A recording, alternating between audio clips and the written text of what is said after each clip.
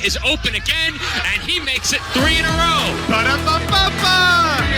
Truly a Mickey 3 there, but into the box for Espeleta. Espeleta with the cross, inside and in for Rogers. Sends one on goal and he scores! Jonah Copray scores for the second time tonight. And it is a power play goal! Rowan heading for the touchpad with the lead, and the Bronx will take the men's 400-yard freestyle relay. Collins running out of real estate, heads back upfield, 25 to the 30, the 35 to 40, the 45 to 50. He has only Kowalski to beat. Gets through him, the 10, and touchdown for Collins. Johnson to the backhand, trying to go to the front, makes the move, a shot, and he scores! Johnson to LaFaro, corner three-pointer, splash! Bada bing, bada boom! Everyone's going crazy in the room!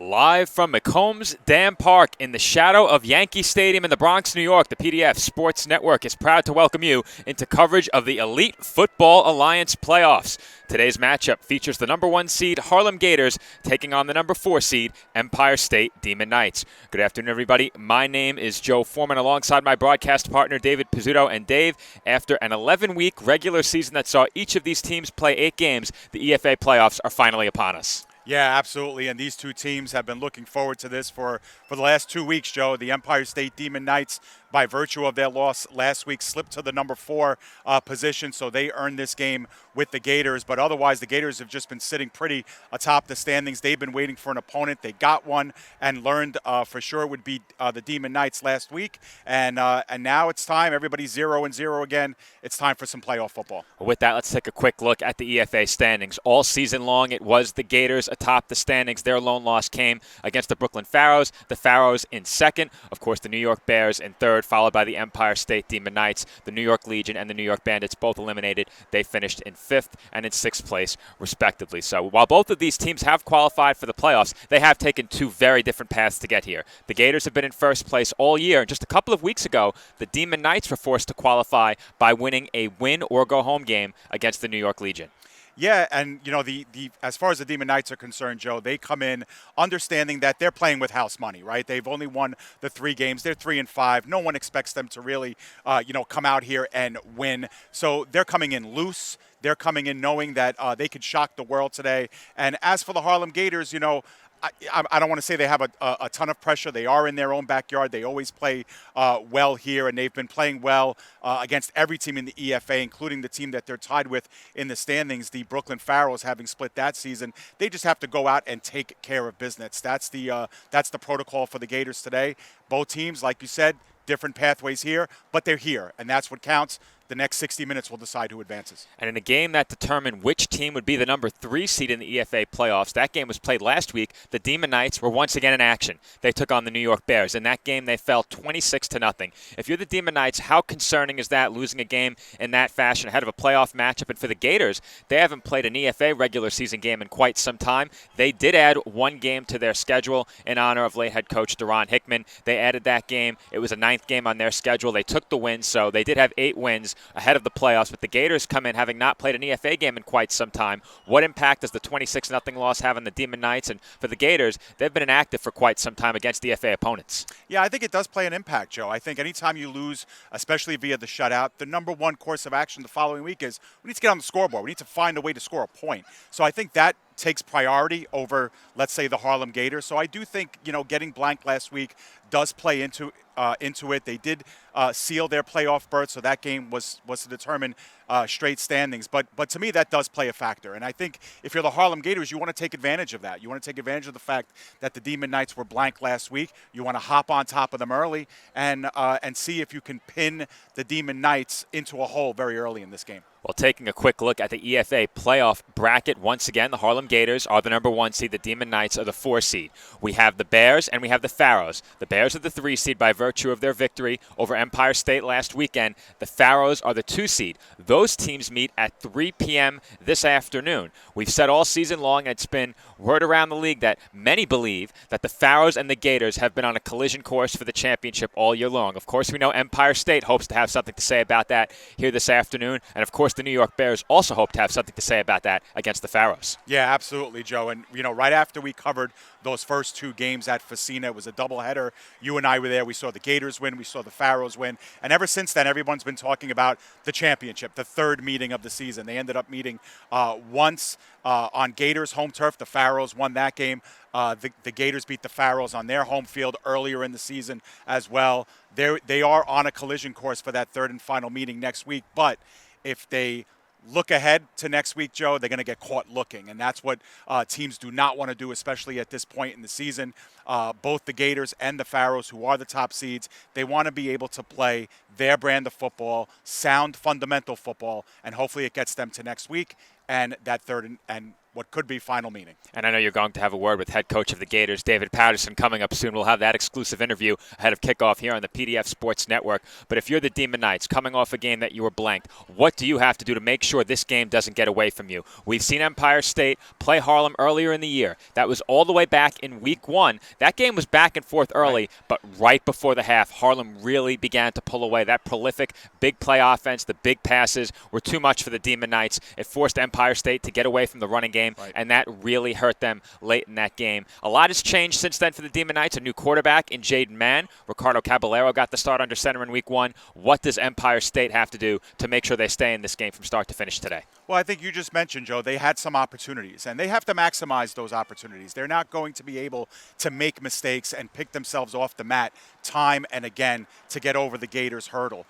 So they're going to have to maximize those opportunities. And, Joe, we know that the Demon Knights are an extraordinary underdog in this game. And we know tomorrow morning, if we wake up and we're talking about the Demon Knights having won this game, they're going to have to do something extraordinary. So if I'm the Demon Knights, I'm looking to be extraordinary today. If they win that coin toss, I would take the ball first. I would go down the field early, take some shots, hit the Gators where they might not be expecting it. It's going to take an extraordinary effort for the Demon Knights to knock off the Gators, so be extraordinary. And they have been extraordinary this year in one way, at the very least. A tremendous bounce-back season for Empire State following last year. They really struggled to pick up victories last season, and we've said it all year long. This running game is one of the best, if not the best in the league. Statistically, it is the best in the league. They had the leading rusher in Ty Lopez, and they ride him as much as they can down the field, and they don't pass much unless absolutely necessary. But when they've needed to, Jaden Mann has come through with some big plays at times. We've also seen him get the chains moving with his legs. He's done a lot for this offense, and has been impressive since taking over. I believe it was in the middle of a Week 3 matchup against the New York Bandits. That might have even been a Week 2 game, but we had that here on the PDF Sports Network. It's hard to believe that we got started in the EFA all the way back in July 30th. That was 3 months ago. The season will conclude 3 months after it began, 1 week from today on October 30th. Yeah, absolutely. Listen, everything is easier when you're able to run the football, Joe. It doesn't matter who you are, what level of football you are, and that's where the Demon Knights want to start. They want to start with running. Like you said, that opens up play action, the ability for Mann to get outside the pocket and make some moves with his legs. And what we've said time and again about the Demon Knights, Joe, they cannot hurt themselves. They've done it time and again with turnovers and penalties. They will need to play a good, clean game of football today if they want to score the upset. They certainly will. And speaking of the Demon Knights hurting themselves, from time to time, big plays have been an issue for them. And speaking of big plays, this Gators offense is certainly one capable of some big plays. The last time we saw them, they were walking off with a victory against the New York Bears on the road. That was all the way back in mid-September, over 1 month ago. For the Gators, I know you'll ask David Patterson about it as well. What do you think they have to do to make sure they can avoid that upset? Because as we've said already, the Demon Knights certainly come into this game the underdogs. Yeah, well, listen, I think if you're the Gators, you just want to play your brand of football. And your brand of football is softening teams up at the line of scrimmage, Joe, and then going over top. That big play, that home run play, that has been with the Gators all season long. That's where they hit. And when they hit on those plays, Joe, it weakens the enemy's morale. It weakens the opposing team's ability to do what they want to do defensively. And that's ultimately how the Harlem Gators win games. And we can't forget, too, this is an opportunistic defense of their own. They capitalize on a lot of turnovers. They're good tacklers on this team. So that's what the Harlem Gators got to do. clean game, fundamentally sound game. It is raining here a little bit, so you want to be able to preserve the football. No fumbles. Don't put it on the carpet. We saw them get in trouble with that against the Bears in the game that you covered the last time we saw the Gators. So those are some of the things. If they can do those things, Joe, they should be able to check mark a win in this one. Well, speaking of a role that the weather could play in this game, you said it, the rain is coming down right now lightly. We hope it stays that way, and I'm sure the two teams do as well. But with the rain coming down, you may see these teams look to run the football a bit more than normal. I'm not sure how much more Empire State can run the football, but don't look past the running game of the Gators. They have a very balanced offensive attack. They can certainly run the football. In the games we've covered this year, their rushing attack has been led by Spencer Adams, but quarterback David Ugarte, who got in against the Bears, he started that game, came on in the second half, can also run the football for a time. He was their leading rusher. We expect Stephen Colon under center today, but don't look past Ugarte. I think he'll almost certainly get into the game in some packages. He can put the ball on the ground, as can these Gators running backs. Yep, and you just mentioned it, Joe, a multi-pronged attack. They beat you in a lot of different ways. They're very unpredictable. It's hard to determine who's going to get the ball, who's going to run it out of the pocket. Are they going to throw the screen pass? Are they going to use the sweep? Or are they going to go down the field? They make you think about so many different things, and that's why they're such a potent team. They certainly are, Dave, and this is the third meeting of the season between these two teams. I have the final scores from the first two meetings right in front of me. 46-14 Gators in week 1, 30-12 Gators later in the season for the Gators. That was in their 6th game. Make that the Demon Knights. It was game number 6. This will be the third meeting between these two teams, and following Dave's conversation with Harlem Gators head coach David Patterson, we will have coverage of this Elite Football Alliance semifinals playoff matchup between the Harlem Gators and the Empire State Demon Knights. Coming up on the other side of this break, following Dave's conversation with Dave Patterson, right back here on the PDF Sports Network.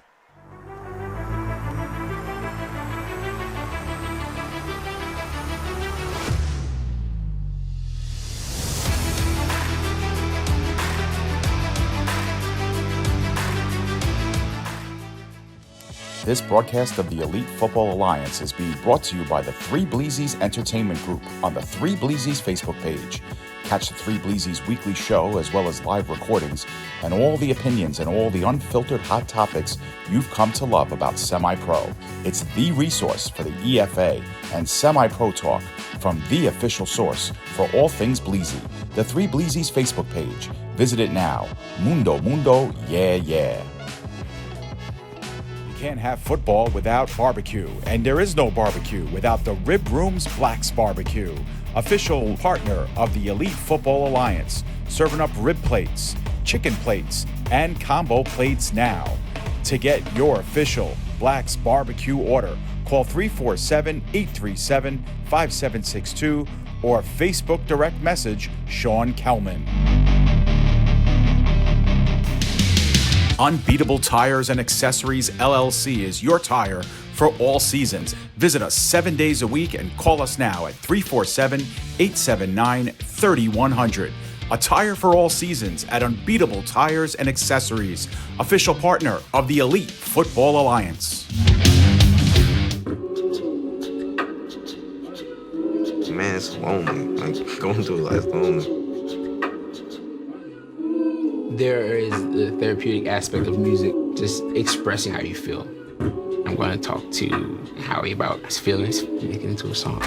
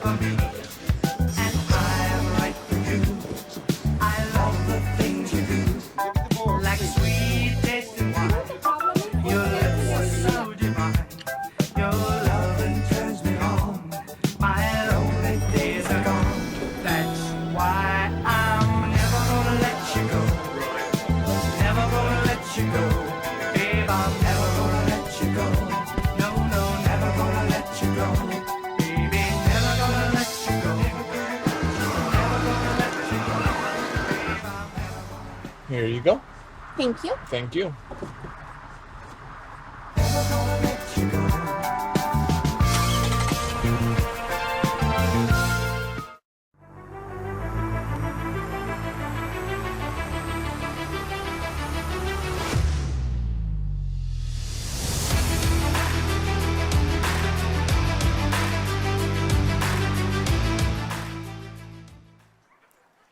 And we are back with just a few minutes to go ahead of kickoff in this Elite Football Alliance semifinals playoff matchup between the Harlem Gators and the Empire State Demon Knights. And we have an exclusive conversation between Dave and Gators head coach David Patterson. So we'll turn it over to that conversation, send you to one last commercial break. And when we return from break following that interview, we will have kickoff in this EFA semifinals matchup, Gators and Demon Knights, coming up in just a few.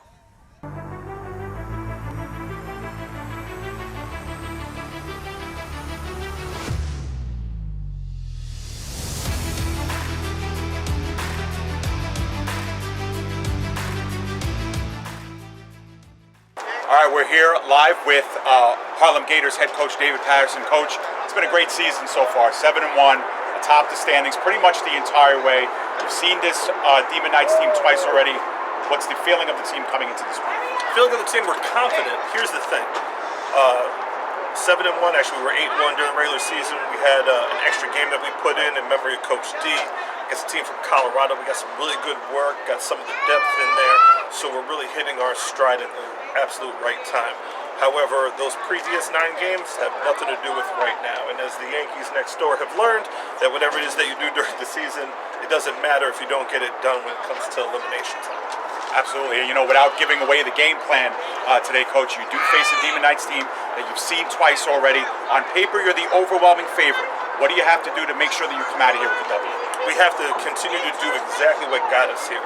So many times, I'm not sure if you're a billiards player, but when you're shooting pool, if you hit the 8 ball any way different than you hit the previous 7, that's when you end up scratching or messing up and what have you. So we just have to go through our process, do exactly what has got us here, which is pass the football with efficiency, no turnovers, limit mistakes, and no penalties. Rain shouldn't be too much of a factor today, Coach, but what kind of factor does it play, if any? I think that it's neutralized by the fact that we're home. We've been moving around because our field was getting renovated or what have you. So now we get a chance to play right here at home instead of up in Westchester or out in Rockland County. Not that those weren't great hosts for us, but we're right here in Uptown where we belong, right in the Bronx, South Bronx, Harlem area. It's time to play some football. Absolutely. You don't want to get caught looking ahead, Coach, but next week, should you get past the Demon Knights, Pharaohs and Bears play. Those are two great teams that have played all year long. They square off in their semifinal game. As far as your team is concerned, do you want to face the defending champion Pharaohs? What do you think? I would not upset the football guys by even speculating on that. We have to handle business today and then take care of things. You know, in the preseason, our goal is obviously the championship. We're definitely not looking at the 8 ball. If there's the 7 that's still open for us to knock into the pocket, and that's what you're going to see. Harlem Gators head coach David Patterson getting ready for the EFA semifinals here against the Empire State Demon Knights. Let's throw it back to our live broadcast.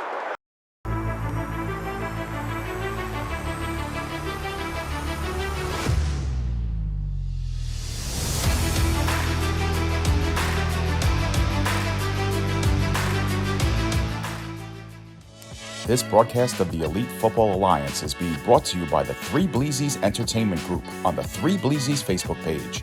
Catch the Three Bleezies weekly show as well as live recordings and all the opinions and all the unfiltered hot topics you've come to love about semi-pro. It's the resource for the EFA and semi-pro talk from the official source for all things Bleezy. The Three Bleezies Facebook page. Visit it now. Mundo, yeah, yeah. Can't have football without barbecue, and there is no barbecue without the Rib Room's Black's Barbecue, official partner of the Elite Football Alliance, serving up rib plates, chicken plates, and combo plates now. To get your official Black's Barbecue order, call 347-837-5762 or Facebook direct message Sean Kelman.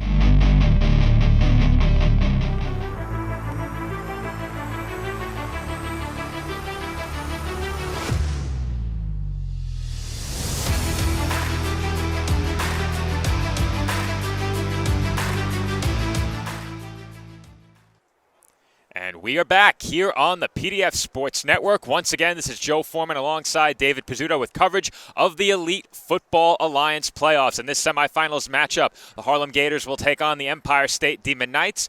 A light rain over McCombs Dam Park in the shadow of Yankee Stadium, where the Yankees are home tonight against the Houston Astros in Game 4 of the ALCS. But we have playoff football for you in late October here on the PDF Sports Network. Gators and Demon Knights just moments away from kickoff. Dave, I'm not sure if we've had the coin toss yet, but you said it ahead of your interview with David Patterson that you thought perhaps if Empire State wins the toss, they would want to receive and try and make a statement on their first drive of the game. Yeah, I certainly would, Joe. I think that they're the underdogs. They're the ones that have to go for broke and really grab this game by the horns. And, so if I'm the Demon Knights and I win the toss, I would take the ball and try to play the field position game. And I think try to even take some shots early in this game. Try to soften up that Gator secondary so that you can run the ball during the duration of the game. In games where the Demon Knights have gotten into trouble, and it does look like the Gators will get the ball first here, Joe, in games where they've gotten into trouble, it's when you've said it. They've had to abandon their run game early in games. It's not what they want to do. And as for the Gators, Joe, they're going to get the ball first. You want to be able to start in good field position and go right on the attack early and put DK on the flip side of the scoreboard as early as you can in this game. Force them to play catch-up football. Well, if Empire State is going to make some big plays on the offensive side of the ball in this game, it will rest in part upon the arm of Jaden Mann, their starting quarterback. He took over early in the season and has remained the starting quarterback since. Their kickoff specialist, Ricardo Caballero, was the quarterback earlier in the year. He is still a key part of this Demon Knights defense, and he will certainly be out there on this opening drive against the Gators. But offensively for the Demon Knights, we mentioned already Ty Lopez, who for a long time was the leading rusher in the Elite Football Alliance. I do believe he still was the leading rusher at the end of the season. These stats are updated through about 5 or 6 games, so I think Lopez would have been able to maintain his lead as the top rusher in the league. Had over 400 yards on the ground, a couple of touchdowns. In the receiving game, Christian Grizzle, a big playmaker for this Demon Knights offense. He had 3 touchdowns on the season, but the first look at either team's offense we will have is of the Harlem Gators, as that kick is short. And that may have been an early attempt at an onside kick. It was recovered by the Gators after a brief bobble. Yeah, that was either Demeek Thompson or Dante Clark that got to it, Joe. Might have been Clark there, but you had to be on his toes. He had to make an over-the-shoulder grab off the turf on the one hopper, but the Gators will get the ball in great field position. And if you're the Demon Knights, they just missed an opportunity to start this game off with some fireworks, even though we saw some fireworks, Joe. Yes, we certainly did. I saw them up close and personal. Right. As you saw during our pregame, we got to look at the Gators exiting the tunnel, and I had a nice look at it from up close, and those fireworks started going off. I had to bail pretty quick. That was quite the display of pyrotechnics in the tunnel by the Gators as they made their way out onto the field ahead of kickoff in this game. But typically, if you're a fan of the NFL game and you see an onside kick, you would think it's a much bigger risk than it is here in the EFA. Here in the EFA, most kickoffs are taken out to about the 40-yard line. So to start at the 45, if you're the Gators offense, you'll take it. But if you're the Demon Knights, it's not that big of a deal. And we talked about the Demon Knights at quarterback, Joe, but the Gators are going to start with David Ugarte at quarterback in the shotgun. We've seen him and Stephen Colon as well, but it will be Ugarte to start. And like you said, Joe, they'll give you a lot of different looks, and Ugarte gets the first look as play gets suspended via a timeout, it looks like, taken by the Demon Knights. Well, you hate to waste a timeout this early in the game if you're Empire State. So they burn one ahead of the first snap of the game. Now, we did see Stephen Colon get the start against the Demon Knights all the way back in Week 1. Last time we covered the Gators against the New York Bears, it was David Ugarte who got the start. Colon came on in relief in the second half, and then Ugarte closed that game out with a game-winning touchdown drive. So they often say if you have 2 quarterbacks, you have none. I don't think that applies to this Harlem Gators team. 2 very capable signal callers for this Harlem offense, and they utilize them to the best of their ability. Both of them get in just about every game, and we saw that against the New York Legion as well. We've covered this Gators team 3 times this season, once all the way back in Week 1 against this Empire State Demon Knights team, then again against the New York Legion, and then one final time we covered the Gators against the New York Bears. So we've gotten a good look at this Gators offense, and we've seen what they can do in terms of playmaking, in terms of running the football, in terms of throwing the football. And Ugarte will open in a spread set. 5 receivers wide here as they send a man in motion toward the backfield. That was Montgomery as Ugarte rolls to his left. He looks to throw deep down the field, has a man open, but Wilson ran out of room along the sideline. He may have gotten fingertips on it. And that will bring up a 2nd down and 10. Now, there aren't yard markers on the field. There are markers for every 10 yards, so we'll do the best we can to approximate the down and distance on each and every snap. But it will be a 2nd and long for this Gators offense. And if you're the Demon Knights, if you can get off the field defensively on your first defensive drive against this Gators offense, that would be something that could set you up for success in this game. Stops not easy to come by against Harlem. As Ugarte will once again come out in the shotgun, a spread set this time. 1 man in the backfield.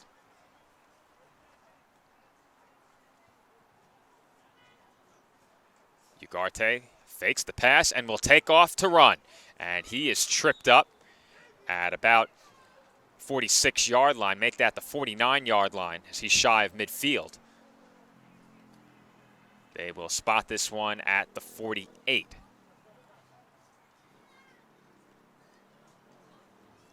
Third down coming up here for the Gators. Going to be a 3rd and very short. Now, taking a look at the down markers, it looks like there may have been a penalty on Empire State on 1st down, but I could be mistaken there. Looks like the markers are only about 5 yards apart, perhaps less. Gators will snap it from about the 48-yard line. First 3rd down of the game for Harlem. 1 man in the backfield, spread shotgun set. Ugarte fakes the handoff, wanted to throw left, instead comes back over the middle, and that pass was a bit behind the intended target. Wesley Forio was the intended receiver. That was not Ugarte's first read. He wanted to throw that ball in the flat to his left. That read was taken away, and then he had to rush a throw over the middle to Forio, and that throw was just a bit off the mark. 4th down now for this Harlem offense. What a huge play this could be early in this game. Trips, shotgun set, 3 receivers to the right, 1 to the left, 1 man in the backfield. Ugarte will once again fake the handoff. He steps up under pressure, gets away, breaks it upfield, and he is taken down at the 49-yard line of Empire State. And it looks like that is not going to be enough. Once again, one of the down markers is obscured by an umbrella. That certainly was not enough for a 1st down. There's the 2nd down marker. I could not see it. It was covered by an umbrella and a body that was propping up the sticks. So Empire State will send their offense out onto the field. They were not close to converting there as Ugarte was tripped up and could not fight for enough yardage to pick up the 1st down. A huge stop on 4th down for Empire State on defense, and now they will take over just shy of midfield with a chance to get on the scoreboard first in this game. They only have to go half the length of the field. Jaden Mann at quarterback for the Demon Knights will set up in a spread set. Empty backfield, 5 receivers wide. The screen game was very effective 2 weeks ago against the Legion. And he will throw short over the middle to Christian Grizzle. He makes a move and made 2 men miss before he slips and falls at about the 37-yard line of the Gators. So great move there by Grizzle to pick up a few extra yards. And we've seen the elusiveness that he possesses on more than one occasion this season. He is a tough man to bring down, especially in the open field. Man got that ball out quickly and on time. And that is certainly not what you expect out of the gate from this Empire State offense.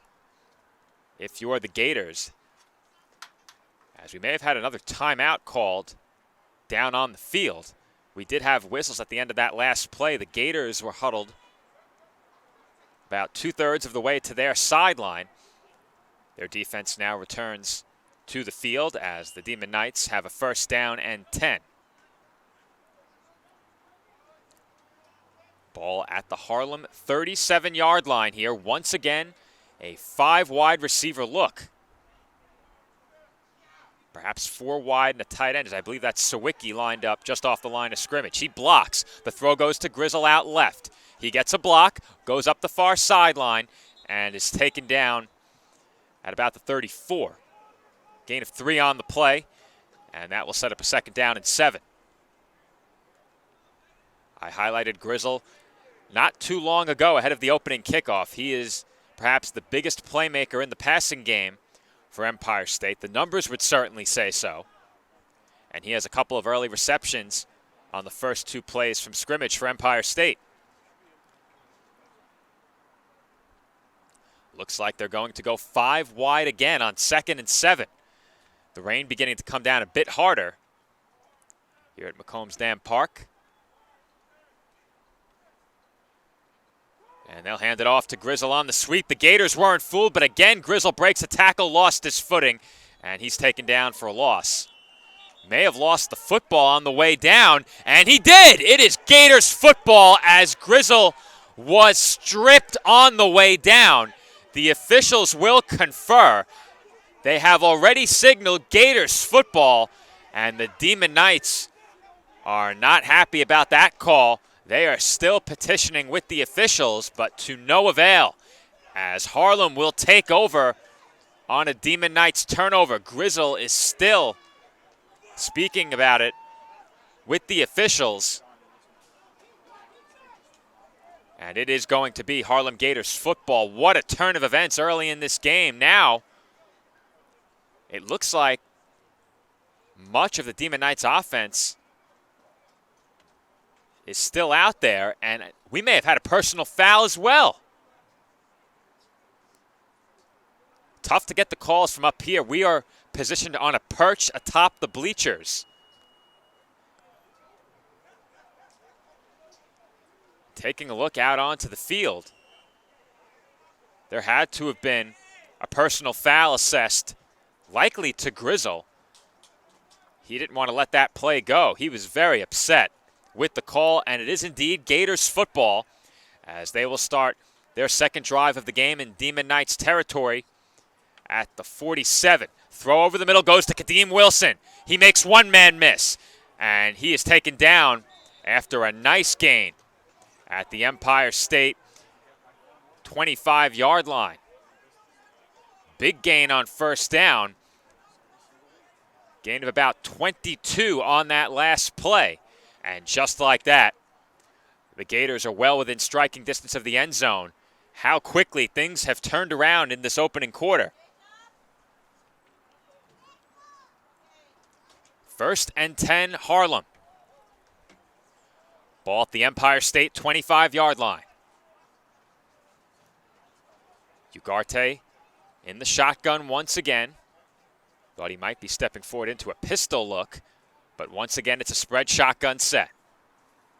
Ugarte will look to throw. He steps forward, rolls out to his right, breaks one tackle. We have a flag in from behind the line of scrimmage, and Ugarte goes out of bounds. Looks like just shy of the 15-yard line. This one might be coming back. That flag was certainly thrown in the area of holding, and it does appear that is going to be the call. Move the Gators back 10 to the 35-yard line.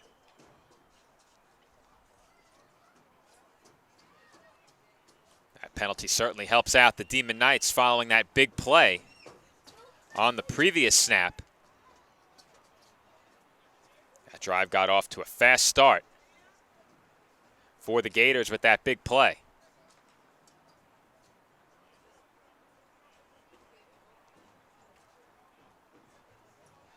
Second down and 20 now.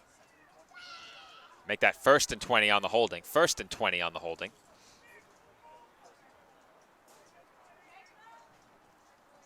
This is a pistol look here. 3 receivers wide, and Ugarte fakes the handoff to no one, and he is wrapped up and taken down. Errol James first in there for the Demon Knights as Ugarte is sacked. That play blown up well behind the line of scrimmage.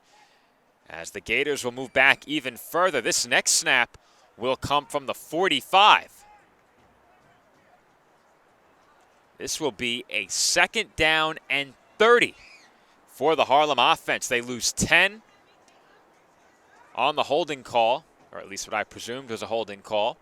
And then 10 more on that broken play, as it looks like we have another timeout called by the Gators here.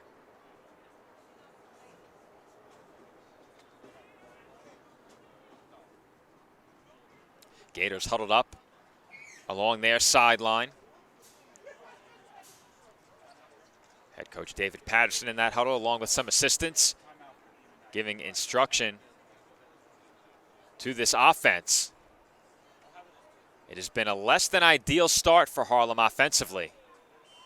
They had the one big play to Wilson, and other than that, Ugarte has been under immediate pressure on just about every snap.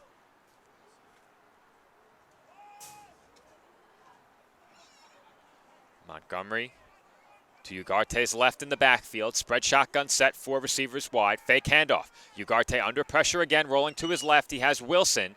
Wilson stays in bounds and breaks a tackle before he is finally knocked out just shy of the Empire State 40. Looks like they'll mark him down at the 41. Not a big gain on that play. It's going to be 3rd down and about 26. First down can be picked up at the 15. Gators will snap this from the 36, so make it a bit less than that. About 21 or 22 yards. That's my mistake.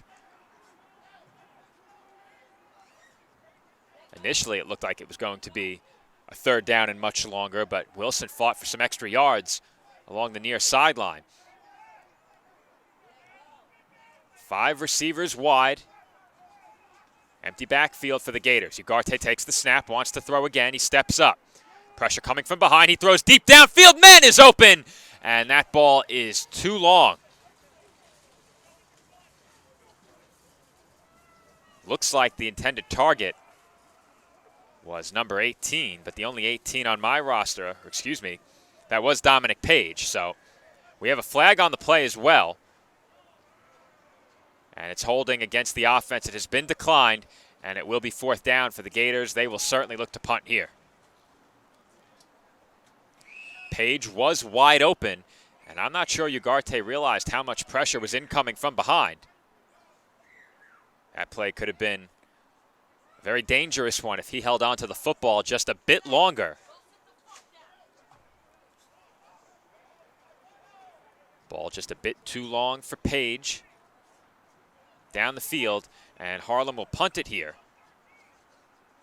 I can't remember the last time I saw this Gators offense punt the football. If I'm not mistaken, they didn't punt it once against the Bears last time we saw them. That was a come-from-behind win for Harlem. Ball will be punted from just beyond the Demon Knights 45, and it's punted out of bounds. Looks like it went out at maybe the 17 or 18 yard line. And I think they're going to give Empire State the 20. So Demon Knights will start from their own 20-yard line. They have come up with 2 stops already in this game. And they'll give the ball back to their offense after turning it over on their opening drive. Grizzle, who had 3 touches on 3 snaps, turned it over on a fumble. He certainly didn't like the ruling. He thought he was down. He was wrestled to the turf and coughed up the football at the last moment. 1st and 10, Empire State. From their own 20. They'll come out in a very familiar look. Single back Snugs formation here.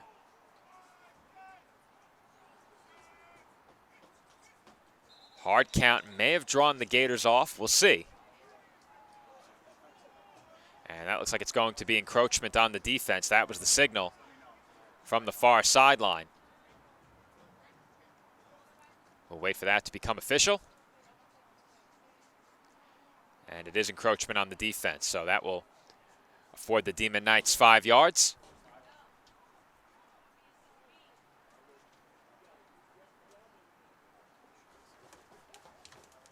First and 5, Empire State. Ball at the 25-yard line. And it looks like Dave is going to rejoin the broadcast as we're having some intermittent internet outages here, which was preventing our scoreboard from operating correctly. Welcome back, Dave. Thank you, Joe. But I have been watching the action. And here comes Ty Lopez up the sideline. That's a nice gain as he's out at about the 40-yard line. So nice start here for the Demon Knights on both of their drives, Joe. Thought that fumble, I don't know, you got a better look at it than I did. What do you think? It looked like he might have been down there, Joe. It was very close. Now, nobody had a better look at it than the officials right there, so I'm not going to dispute the call, Sure. But I can certainly see why Grizzle would protest. If it was close, he's certainly going to protest the call, and he did. Well, at least defensively, the Demon Knights are 2 for 2. And now with their second opportunity offensively, and they're able to string together a first down on their last drive and got another one here. And Empire State's a pretty convincing 2 for 2 on defense. They've put the pressure on Ugarte every snap.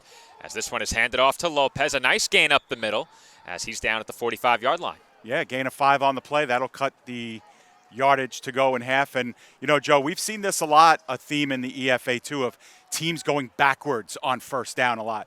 Demon Knights are doing a really nice job of getting positive yardage on first down.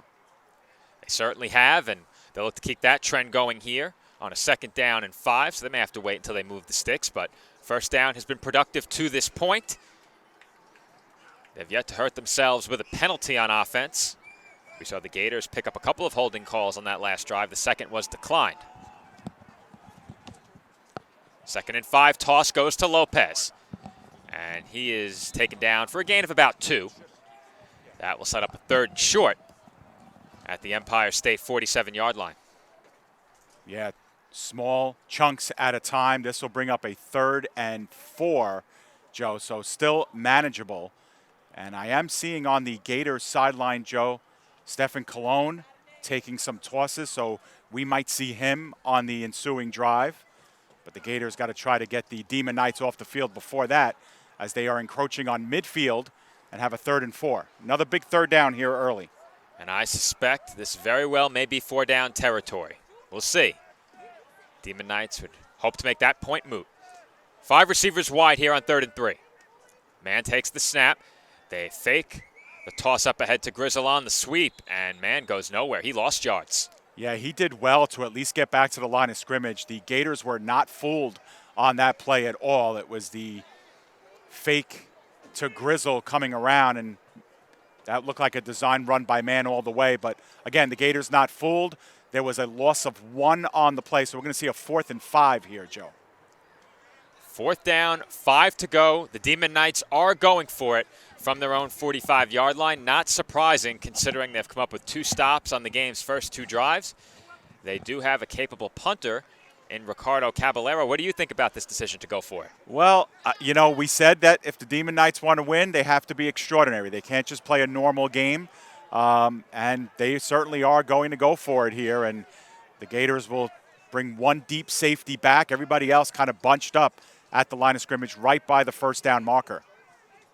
And man will look to run. He has blocking in front of him. He takes 1 hit and is planted short of the sticks. It looked like man had the blocking, but the Gators rally to make the tackle, and they pick up the big stop on 4th down. Yeah, that was a great tackle by Mustafa Mbaye. But I'll tell you what, Joe, we have to give a lot of credit to one of the Gators players. I thought it was number 31, but I don't have a 31 on my roster, who slowed man down just a little bit. I thought man had plenty of room to get the first down, but it was that initial initial play, as we'll get that figured out on your screen. But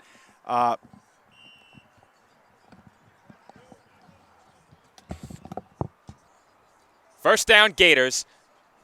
Ball at the Empire State 49-yard line. Ugarte will look to throw quickly, and he skips one short of Kadeem Wilson. First down has not been productive for the Gators offensively, in stark contrast to what we've seen from the Demon Knights offense. One big play for Harlem on their last drive, and other than that, nothing else. Yeah, so getting back to that play, Joe, we apologize for that graphic on your screen, but yeah, it was a question mark for us, but just a nice play here. 2nd and 10 coming up for the Gators, but man, oh man, we said it in the pregame, Joe, the tackling has been good for this Gators team. It's one of the things that they do really well, and they showed it there on that big 4th down. 2nd and 10 for this Harlem Gators offense. Looking to build some momentum here as Ugarte fakes the handoff, and that's thrown into a tight window, caught by Wilson. He broke one tackle, and he is taken down in the secondary by Grizzle. What a big tackle by the Empire State wide receiver turned safety. 3 things on that play, Joe. I thought the Gators got away with a false start here on the near side. The wide receivers got a little bit of a head start on that play, maybe just a half a step. They got away with it, and then 2 great plays. Obviously, the first one to shed the tackler by Kadeem Wilson, and then a nice open field tackle by Grizzle to save the touchdown. He did not look like he needed to make that play and had to double back and make a strong stop from just outside the 20-yard line. We've said Grizzle's not an easy man to tackle in the open field. Neither is Kadeem Wilson. As Ugarte hands it off this time, and Forio will look for some running room, and he's got nothing. He is wrapped up and thrown out of bounds. Maybe lost a yard on that play, perhaps got back to the line of scrimmage. Yeah, Robert DeRosa Jr. making the tackle on that. He's played a little bit of quarterback as well for the Demon Knights this season, or he's listed as a quarterback as well, but that was a nice tackle from behind to limit it to no gain on the play. So 2nd down and 10, where it looked like the Gators had a little bit of open running room there off that left side. Empire State did a nice job to shut that play down quickly, a play they're very familiar with. They like to run a lot of outside zone offensively. They like to toss the ball outside of the tackles as well. If you're the Demon Knights, it's okay to bend. You just don't want to break here. Ugarte will look to throw. He's got a man open. That is caught, and turning upfield and taking it into the end zone for a touchdown is Dominic Page. What a great job by Page. Again, then to shed the would-be tackler, who was number 9, Malachi Young, who failed to make the tackle and wrap up there. But again, Joe, that's just a 10-yard and out. Quick play, quick read by Ugarte, and Page did the rest. 6-0 Gators. And that's a tackle Empire State needs to make in this game if they are going to hang around. We've talked about it ad nauseum at this point. This Gators offense capable of big plays on each and every snap. And when you have the opportunity to bring a man down along the sideline, that is a tackle that needs to be made. So for the Gators now, they will have a chance to make it an 8-point game with this 2-point try.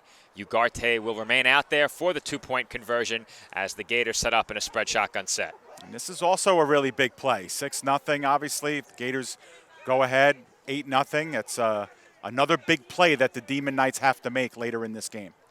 Ugarte once again fakes the handoff, throws left into another tight window, and that's a good throw. That is caught for a successful 2-point try. That is Wesley Forio on the reception, and the Gators lead it by 8. Yeah, that is a beautiful throw by Ugarte there, and we'll see if we see that again. But no one could play that ball but Forio, and he had to extend, creates the web with his fingers, and is able to corral that in to make the score 8-0, and that's a nice statement coming off of a 4th down stop. Take a look again at that nice throw there. Right by the pylon, and Forio completing it. Well, after putting a ball behind his intended target on the first drive, Ugarte has been right on the money with a couple of throws over the last 2 possessions, and his team now leads it by 8 points. And The pressure is on Empire State here, but there's no reason to depart from your game plan at this point in the game. It's only a one-possession game, and you have to like what you saw from Empire State on that opening drive. Perhaps they look to spread the field once again and go back to that short passing game with 5 receivers wide. That seems to be where they've found the most immediate success. Yeah, and the thing with the Demon Knights defensively is, that big play that sprung them by Kadeem Wilson into the red zone. That's just a great throw and a great play by Wilson. There's really nothing else you could do there. The coverage was good. But on the touchdown, you have to wrap up and make the tackle there. That's where the Demon Knights faltered. Otherwise, their coverage has been good. Defensively, they've been able to stop the run. And now they just have to make sure they wrap up on tackles, as we had a flag come out here, Joe, around the 35-yard line of the Demon Knights. So they're going to move everything back here. So it had been a procedure penalty on the Gators or too many men on the field. Gators will now kick it off from their own 30 instead of the 35. But speaking to the point of Empire State playing solid coverage, we've seen that and how tight some of these windows have been on the throws attempted by David Ugarte. But as we saw in that last 2-point conversion, he's not only a very capable runner, he is also an extremely capable passer, and he showed that on that 2-point try. Absolutely, as the Gators do now have 11 players on the field, but yeah, I was about to say one of their players is 5 yards ahead of the play, and number 7, Montgomery, had to get back. So they'll redo it from the 30. And that kick is sent away. It skips at about the 30, and it will travel out of bounds. So Empire State will start at their own 40-yard line, trailing by 8. And it will be very interesting to see what their approach is here on the offensive side of the ball. Now trailing in this game, as I said, I don't think much changes. No reason to go into desperation mode here, but I'm sure they would love to respond with a score of their own in this spot. Yeah, I agree, Joe. And, I think the word you used was the correct one, interesting. I'm interested to see what the Demon Knights do here to respond. Do they continue to ground and pound? Do they sense a little bit of urgency and have to get the ball down the field? And interested to see how the Gators respond. Now that their defense has been given a lead, do they take more chances? Do they send more guys in on Jaden Mann? Dare the Demon Knights to beat them with the run? Dare them to beat them with the pass? We'll see. A lot of different storylines here in place, still early in the game. I think the first formation we see will be very telling, and it is indeed a 5-wide receiver shotgun set. So I think that speaks volumes about the approach the Demon Knights look to employ on this drive, and I think this is the right decision. The short passing game with these spread 5-wide sets was very successful on that first drive, and whether or not Grizzle fumbled is irrelevant. They had kept the ball moving 3 consecutive plays, and they were in a good position to get on the scoreboard early ahead of that turnover. Yep, Demon Knights have also moved man around a lot in the pocket as well. We'll see if that continues. Man takes the snap, he looks right and throws right, and that pass is broken up, intended for Tyler Sawicki. Yeah, that time just a little late with the throw was man, but a nice job by Burnett to break things up there. Got a good break on the ball and was able to get his hand interrupted right in between Sawicki's to break up that play. 2nd and 10. So just a small thing to note, Empire State is starting this drive at their own 45 now. Is that because the kickoff was moved back 5 yards? Oh, that's a good point, Joe. Because it went out of bounds, straight so out of bounds. I think that's the reason. Correct. So they get to start at the 45 instead of the 40, as we had a penalty ahead of that last Gators kickoff. Now, the Demon Knights have to be careful. That was the same play they threw to Grizzle on the opposite side. If Mann is late on that throw again, the Gators could take it back the other way. Right.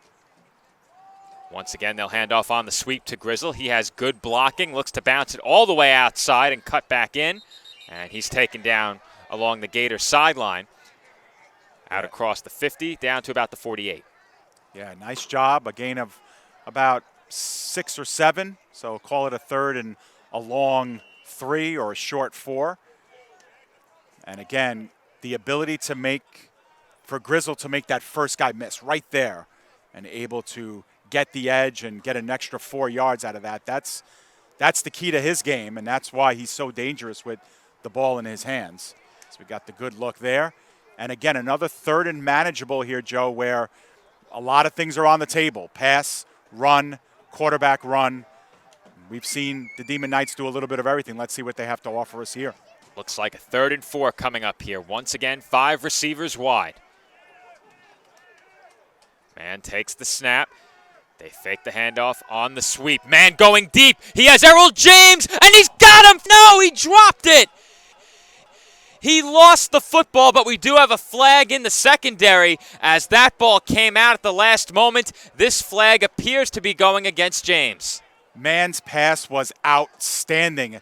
We have illegal hands to the face here, Joe, against the Demon Knights.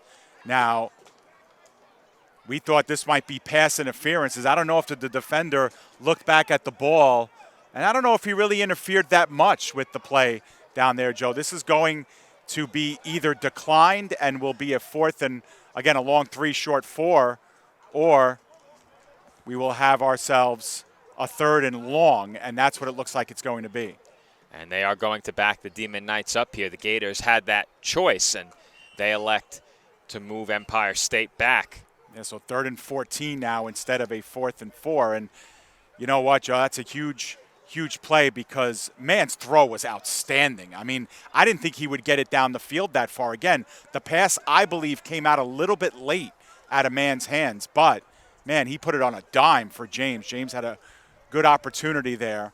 Again, his vision might have been impaired by the defensive back who made a great play, but here we go, 3rd and 14. Looked like James had the ball for a second or two before it was dislodged. Here comes the 3rd and 14 play. They fake the handoff on the sweep again. That throw goes to James. He has it out across the 50 and is taken down.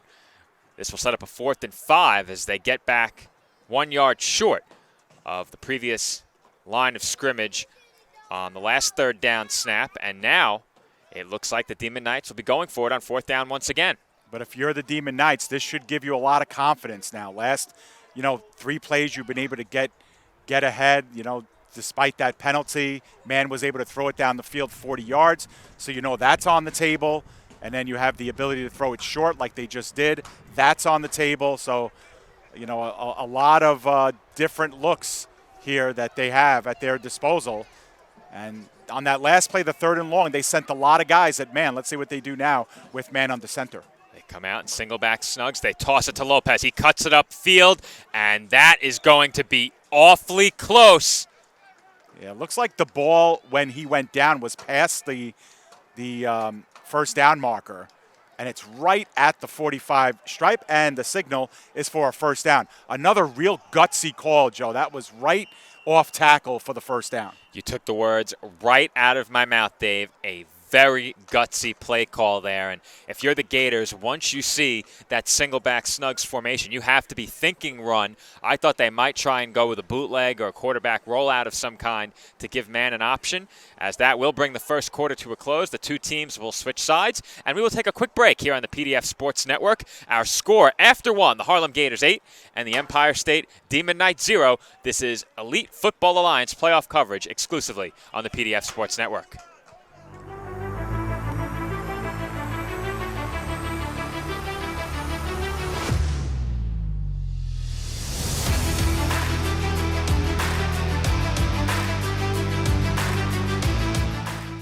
Can't have football without barbecue, and there is no barbecue without the Rib Room's Black's Barbecue, official partner of the Elite Football Alliance, serving up rib plates, chicken plates, and combo plates now. To get your official Black's Barbecue order, call 347-837-5762 or Facebook direct message Sean Kelman.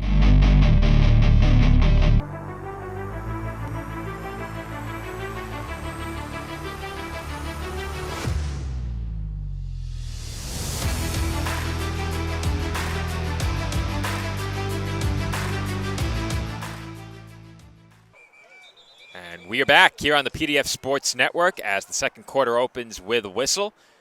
Did not see if a flag came in, but I think they're just moving the sticks and getting those adjusted ahead of this snap for the Empire State offense. It is a 1st down and 10 from the Harlem Gators 45-yard line, and ahead of the quarter break, Empire State converted a 4th down and about 5 on a toss to Ty Lopez. A very gutsy call. You took the words right out of my mouth, Dave. As man looks to throw, and that's awfully dangerous. The whistle did not blow. Now, was that ruled a backwards pass? That was a forward pass in every sense of the word. That went 3 or 4 yards up the field, but it looks like they are going to spot it down for a big loss. We need to see another look at that. That looked like a forward pass. Let's get a look. We actually have a great view of it. No, that's forward. It was forward, but not by much. Not by much. Not by much. The way that man released the football, that's a huge sent loss. it tailing back away from the line of scrimmage. 7-yard loss on the play. So 2nd and 17 is a lot different than 2nd and 10. And, there wasn't a lot of protests there, Joe, on that either from the Demon Knights sideline, but that was absolutely a forward pass. And there's no way that was a fumble. There's just no way. One might say that was a Mahomesian arm angle on that throw. Absolutely. And give credit to the Gators, though. Brilliant rush on that, as everybody is offside on this play. At least both tackles were for the Demon Knights. So this is spiraling into a lot of negativity here for the Demon Knights, because now it's going to be 2nd and 22. 2nd down and very long, and after Empire State came into this quarter with a bit of momentum off of that 4th down conversion, they're moving in the wrong direction. And we said that before. Empire State can't afford to hurt themselves with offensive penalties, and they avoided that for most of the first quarter. Not so here. Well, you said it too, Joe. It's, when they get behind, and then when you have situations like this, you're forced to throw the football. So that running game no longer becomes an option for you. We could see Jaden Mann keep this one, but the probability of them running the football here is so minuscule. High snap there, brought down by Mann. He has Ty Lopez wide open over the middle. He has running room. He takes it upfield out across the 40, and he is down about a yard short of the 1st down. Yeah, it looks like it's going to be about a 3rd and 2 here on this play, Joe. But, yeah, it looked like a couple of Gators players in the secondary got crossed up, and we saw Shaheem Burnett just really not know where the ball was, as he was the closest one to Lopez. And as a result, a 20-yard gain, 3rd and 2, and another manageable situation, and now the run is back on the table for the Demon Knights. Absolutely anything in the playbook is an option in this spot. 3rd and very short. You're in 4-down territory here. No doubt Empire State would go for it.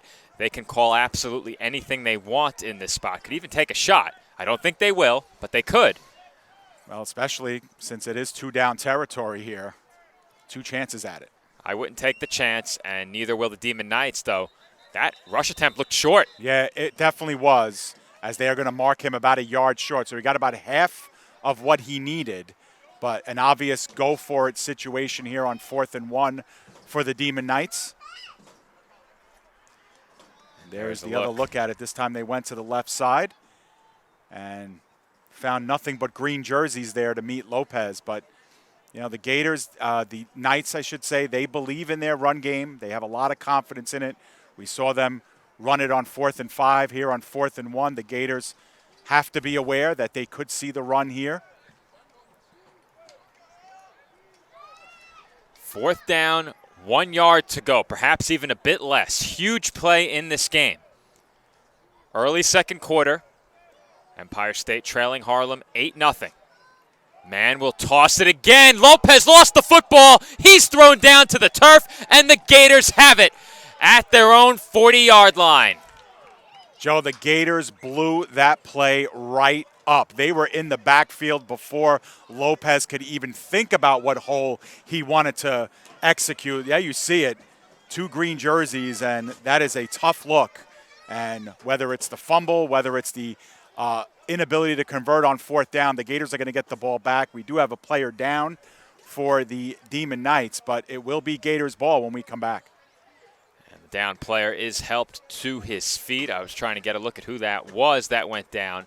I thought initially it might have been Lopez, and I think it was. Yeah, well, he took a shot. He got just tossed down to the turf. As soon as he lost the football, he was violently thrown down. And the ball was then recovered easily by the Gators. Nothing but green jerseys in the area. once Lopez was taken out of the play, but the Gators clearly a team that has been well coached to defend that play. They saw it once earlier in the game. Right. They would not be taken by surprise twice, and perhaps they weren't even taken by surprise the first time, as we have a timeout called by Empire State on defense. So the Gators will have a bit more time to think about what they want to do to open their fourth possession of the game. Yeah, well, that's the old saying, fool me once, shame on you, fool me twice, shame on me. That time, the Gators were not going to be fooled twice. They saw that play on 4th and 5. The Demon Knights went back to it. They were not fooled in the least. And they make, once again, the short tackle play.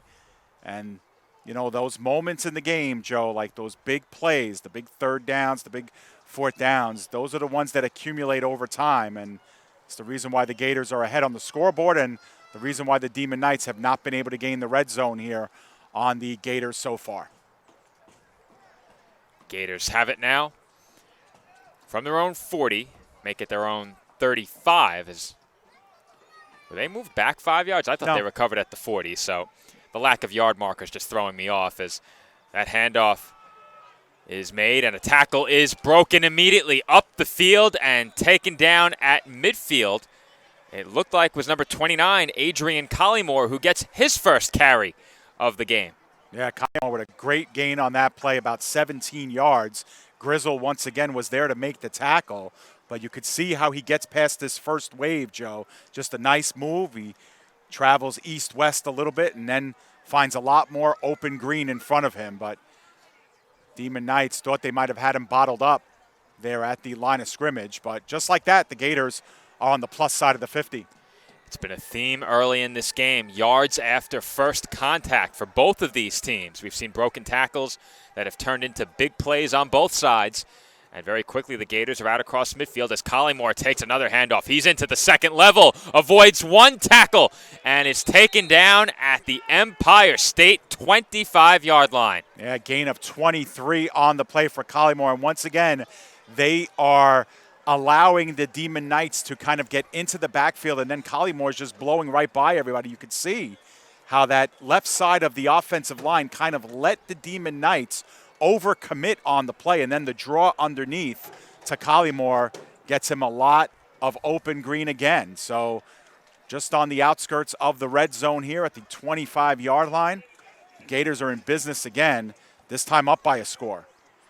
Stephen Colon is in the game for the Gators. He got his first action at the start of this drive as that snap took him by surprise. And once again, a handoff goes for a nice gain. Good running there by Christian Ramsey.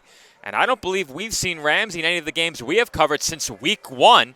And he makes his presence felt quickly as he takes that carry down inside the 20. 3 plays, 3 first downs for the Gators, all by way of the run game. We talk about how explosive they are going over top of you and the way they can throw the ball all around the field. Well, how about this? This will soften up a defensive secondary for sure as they go right into the teeth of the defense. That time a gain of 12 on the play, and it's a 1st and 10 from the 13. Gators in the red zone, already leading by 8. We've said it many times all season long. For those of you tuning in for the first time, the kicking game often, not always, often not a factor in these Elite Football Alliance matchups. So the Gators, in all likelihood, will have to punch it in. 4 receivers wide, fake handoff by Colon. He's under pressure, steps forward, and he is wrapped up and taken down. Yeah, that time they went to the play fake, Joe, the play action on a play that's been working 3 straight plays as Colon was bottled up in the backfield and very nearly slipped out there. But it'll be a sack of about 3 or 4 yards on the play. So it'll be 2nd down and 13. And you could see it there developing, and the Gators just unable to get out of the pocket. Demon Knights do a good job of wrapping up. And you could see Michael Dewilly holding on for dear life there.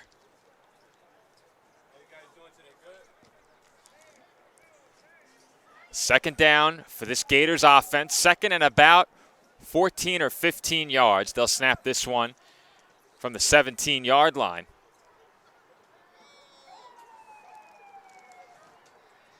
First time they had a negative play, Joe, and I don't know how long.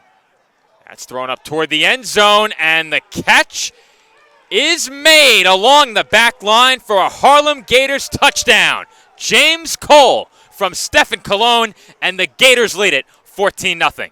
Another picture-perfect pass from the Gators quarterbacking duo. This time it's Cologne. Look at how he lofts this ball to the corner, and Cole, cool as a cucumber, just makes the play right over the shoulder. Again, good coverage on the play by the Demon Knights. Just a perfect throw and a great catch by Cole, and just like that, Gators up 14-0. Well, I mentioned Empire State was not in desperation mode heading into their last offensive possession. Things getting a bit more difficult on them with that Gators touchdown. Cologne to Cole for 6, and the Gators will go for 2 here, leading by 14 points. Once again, a spread shotgun set. David Ugarte will take this snap at quarterback. That puts the run more firmly on the table, as it looks like the Demon Knights may have jumped off sides. Ugarte will look to carry it in, and he does so easily for the 2-point conversion. Yeah, nice patient play by Ugarte. Waited for that hole to open, kept stringing it out until that hole underneath developed. And now it's 16-0, and that window getting tighter and tighter for the Demon Knights to get their way back into this game. But you see the patient running here of Ugarte. It's the play action underneath, and Grizzle just too late to try and make that tackle. 16-0, Gators up here in the second. The respect the Demon Knights had for Kadeem Wilson on the option there really opened up that running lane for Ugarte. The Demon Knights never closed in on the Gators signal caller, and he took it in basically untouched for the 2 points. And now if you're Empire State, the running game remains on the table, but you need to come away with points before the half. They may only get 1 more possession before halftime. 2 if they're fortunate. They certainly need a score here. Yeah, and the Gators are not the kind of team that is going to blow 16-point leads in games. So the Demon Knights have got to utilize a long, productive drive. They want to be able to go into intermission down by a score, or at least get this to within 10 at the half. But again, the window closes quickly when you're playing great teams like the Gators, and I just love the play selection, Joe, on that last drive by the Gators. Just run, and then a couple of passes when you're there in the red zone. You got everybody cheating up a little bit, guarding against that run, and James Cole breaks free, corner of the end zone. Perfect pass from Cologne, and just like that, the Gators make it a 2-score game. And I think the way that drive transpired, Dave, really set up that deep pass. A couple of big runs, then a third big run, and all of a sudden, if you're Empire State, you're really beginning to hone in on that running game. Cologne came in. Perhaps they felt they didn't need to stack the box as much. Ugarte really a threat to run at quarterback. Cologne more of a traditional pocket passer. The Demon Knights eased up on the pressure just a bit, and Cologne was given time on that last throw. He made a perfect throw to the back of the end zone. Cole did a great job to keep his feet in along the back line as well. The play was executed perfectly, and the script on that drive worked to perfection. One thing that the Demon Knights can take advantage of, though, are the kickoffs. That's a good one, though, down the field. And we'll see what Empire State can do here. It looks like it's going to be a good return, and there was a Gator who got his hand on the return man, Jordan Clinton, and if he didn't get a hand on that shoulder pad, that could have been trouble. Yeah, I believe that was Darius Bryant, Joe, who interrupted the forward progress there that slowed him down, but that could have been deadly as well. Let's see if we can confirm that on replay. It was not, yeah. Looked like that's number 12, and that is Gerald either Wilson. Yemi Tavares or Gerald Wilson. 2 number 12s on the Gators roster. They do have last names on some of the jerseys, so if they get close enough, we can tell who is who. Either way, though, the Demon Knights, again, with good starting field position here. This one at just outside the 41-yard line. So, again, just 1 first down, and they'll be in Gators territory. And so if the Demon Knights, they can't complain about where they've been able to start possessions today. Empire State needs a score, trailing by 2 possessions. Still plenty of time left before the end of the first half as man will throw, and that is swatted down. DeRay Gardner with a nice play off the defensive end.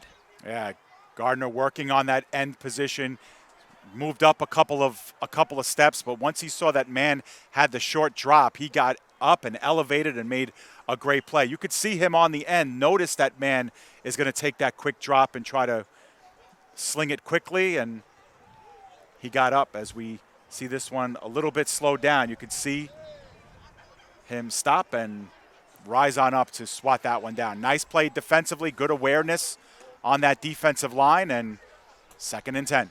We also had some aspiring quarterbacks tossing a football along the sideline. Right. Got me crossed up a little bit. Came right into the frame as Mann will step forward. He's under pressure, and he is stripped of the football. It's loose, and it's scooped up by Lopez, but that's going to be a big loss on that play of about 8 yards, and now Empire State will have a 3rd down and very long. Yeah, you know, one of the things that we were talking about early in this game that we liked about the Demon Knights, Joe, is that they were getting positive yards on 1st down, 2nd down, always moving ahead with the football. Well, the last couple of drives, you know, big penalties, sacks, and now here we have a sack fumble, and just like that, it's 3rd down and 18 yards to go, maybe more. Looks like 3rd and 19 officially. And again, you take yourself out of your usual element. Now, we know that Mann does like to throw the ball deep down the field. He can definitely get it down there. But it becomes more of a one-dimensional team when you get yourself in this down and distance.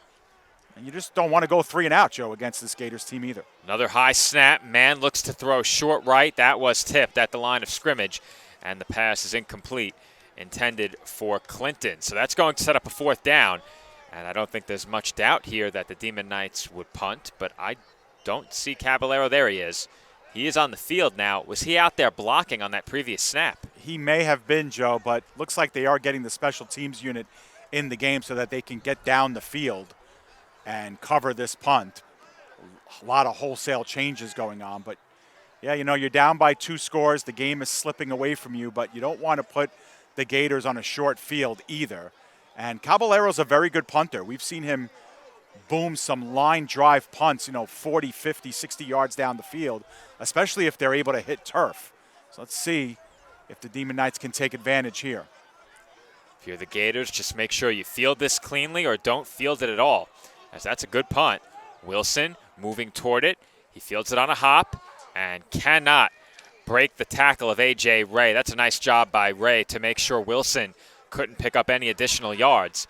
And the Gators will start at their own 27-yard line. Yeah, punt of 43 yards, no return on the play. So Demon Knights do what they have to do, and now they have to try and keep the Gators at bay because they do not want to fall down by more than 2 scores here going into halftime. It's been a challenge offensively as it is, but they're going to have to score 3 times in order to win this game. So you got to keep the Gators off the scoreboard, and this is where the Gators have been really good, Joe, too, in the games that we've covered of their games. They've been able to score late into the first half in a lot of the games that we have covered here on PDF Sports Network. So we'll see if the Gators can put another nail in the coffin here still in the first half. If the Gators can go up 3 scores in this first half, that makes it an incredibly difficult road for Empire State. The Demon Knights cannot afford to give up any more points ahead of the break, and they need to score. And to do that, they have to get off the field. Following that 3 and out, it is a 1st down and 10 for the Gators, who are flagged initially. Like the Demon Knights have 12 guys on the field right now, Joe. Yeah, I thought they were counting the Gators, but instead they were counting the Demon Knights, and there were certainly 12 gold jerseys out there on the field. So there still are 12. Now one player is coming off. That's Clinton who comes off. So 1st and 5. And that is something Empire State simply cannot afford. Don't make it any easier than you have to on this Gators offense. And when you set this Gators team up with a 1st and 5, that really opens up the playbook. They can take a shot. We know how well they spread the field, air it out, and they can run it. As we saw last drive, there's really no one thing you can lock in on defensively if you're Empire State. 1st and 5. Fake handoff, screen pass to the right. Good blocking ahead of that play. And into the second level is Henry Smith. He is pushed out of bounds across midfield at the 47-yard line of Empire State. Yeah, another 20-plus yard gain on the play, and it all happens at the line of scrimmage. Of course, a lot of cushion being afforded these receivers, but you could see the blocking being set up in front. And made it easy. A good open field tackle by the Demon Knights, but not before 20 yards gained on the play, and just like that, they are in Demon Knights territory. Only took one play on the last drive and takes one play here. Who needs to air it out when you get blocking like that on the screen pass? Right. That play executed to perfection, and execution has been a recurring theme for the Gators over the last quarter now. Got off to a bit of a shaky start, but much better since. Fake handoff, another screen pass, this time to the left. That is caught, a couple of tackles evaded, then a third. As we have a collision coming in this direction, and finally the receiver is taken down once again. There are two number 12s listed as wideouts, Wilson and Tavares. Both stand 6'2". One is a 200-pounder, one 180 pounds. Wilson, the 200-pounder.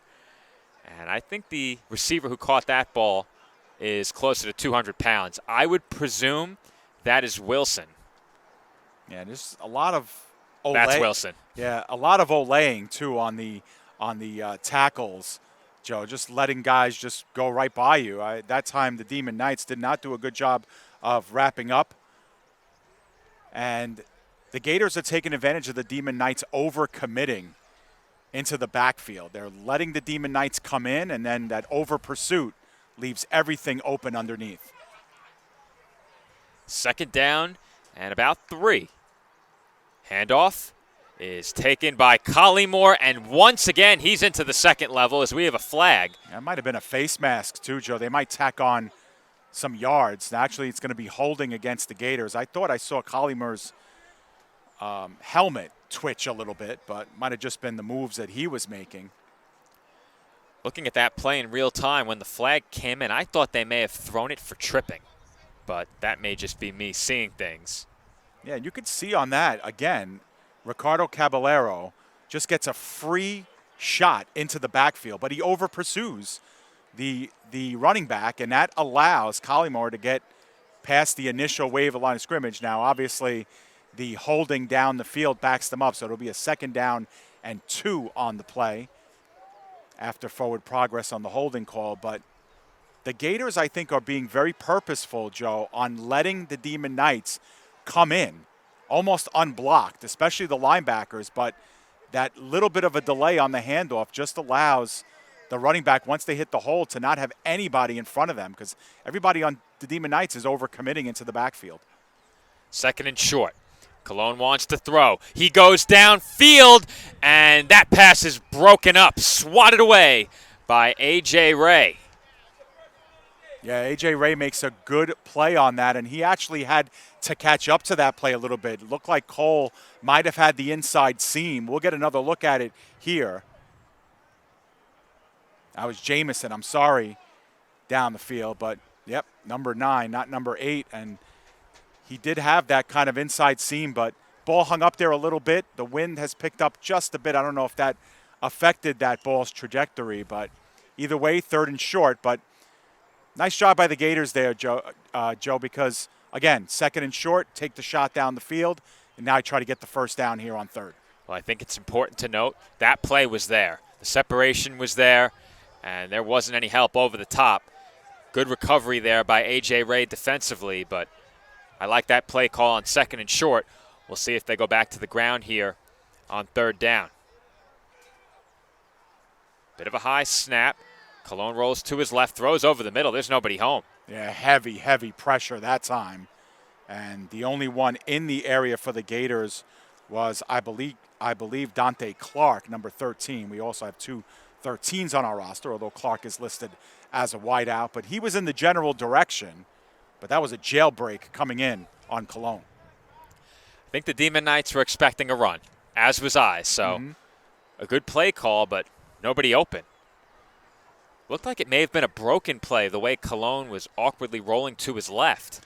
Yeah, and there was just a blitz from the left side that time, the Demon Knights' left side that came in. Let's see what they do defensively here. Only 1 deep safety, that's Grizzle. 4 down linemen. Gators spread the field a little bit, as coming in on the near side is Forio. The blitz from that side is dangerous. The Gators like to run that counter out of the shotgun. If they had run it there, the entire Demon Knights defense would have been coming in on the wrong side of the line of scrimmage. 4th down. Throw short right is broken up.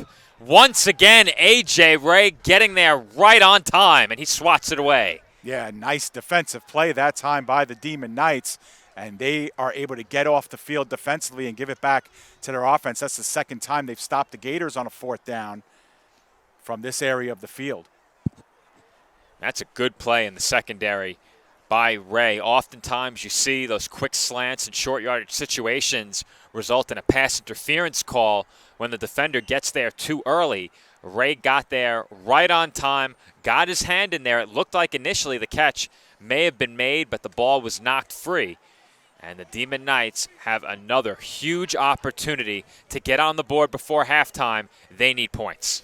And, Joe, I know hindsight is 20/20, but with the way the Gators were running the football in their last couple of drives, I'm surprised they went pass on 2nd, 3rd, and 4th down there from in close. 2nd and 1, 3rd and 1, 4th and 1, a pass on all 3 plays. I'm surprised given how successful the Gators have been moving the ball on the ground.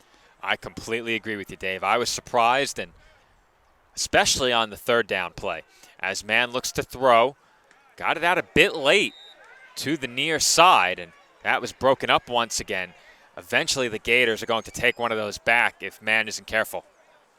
Yeah, Clinton, the intended receiver. But, yeah, I thought, again, the ball got out of man's hands a little bit late. We can see it, another look here. But, yeah, Clinton is well out of his break by that point, Joe. That ball has to be on its way as soon as Clinton is about to break in. And Clinton had already made that move, and the ball came out late. So we'll see on 2nd and 10 if the timing gets a little crisper here.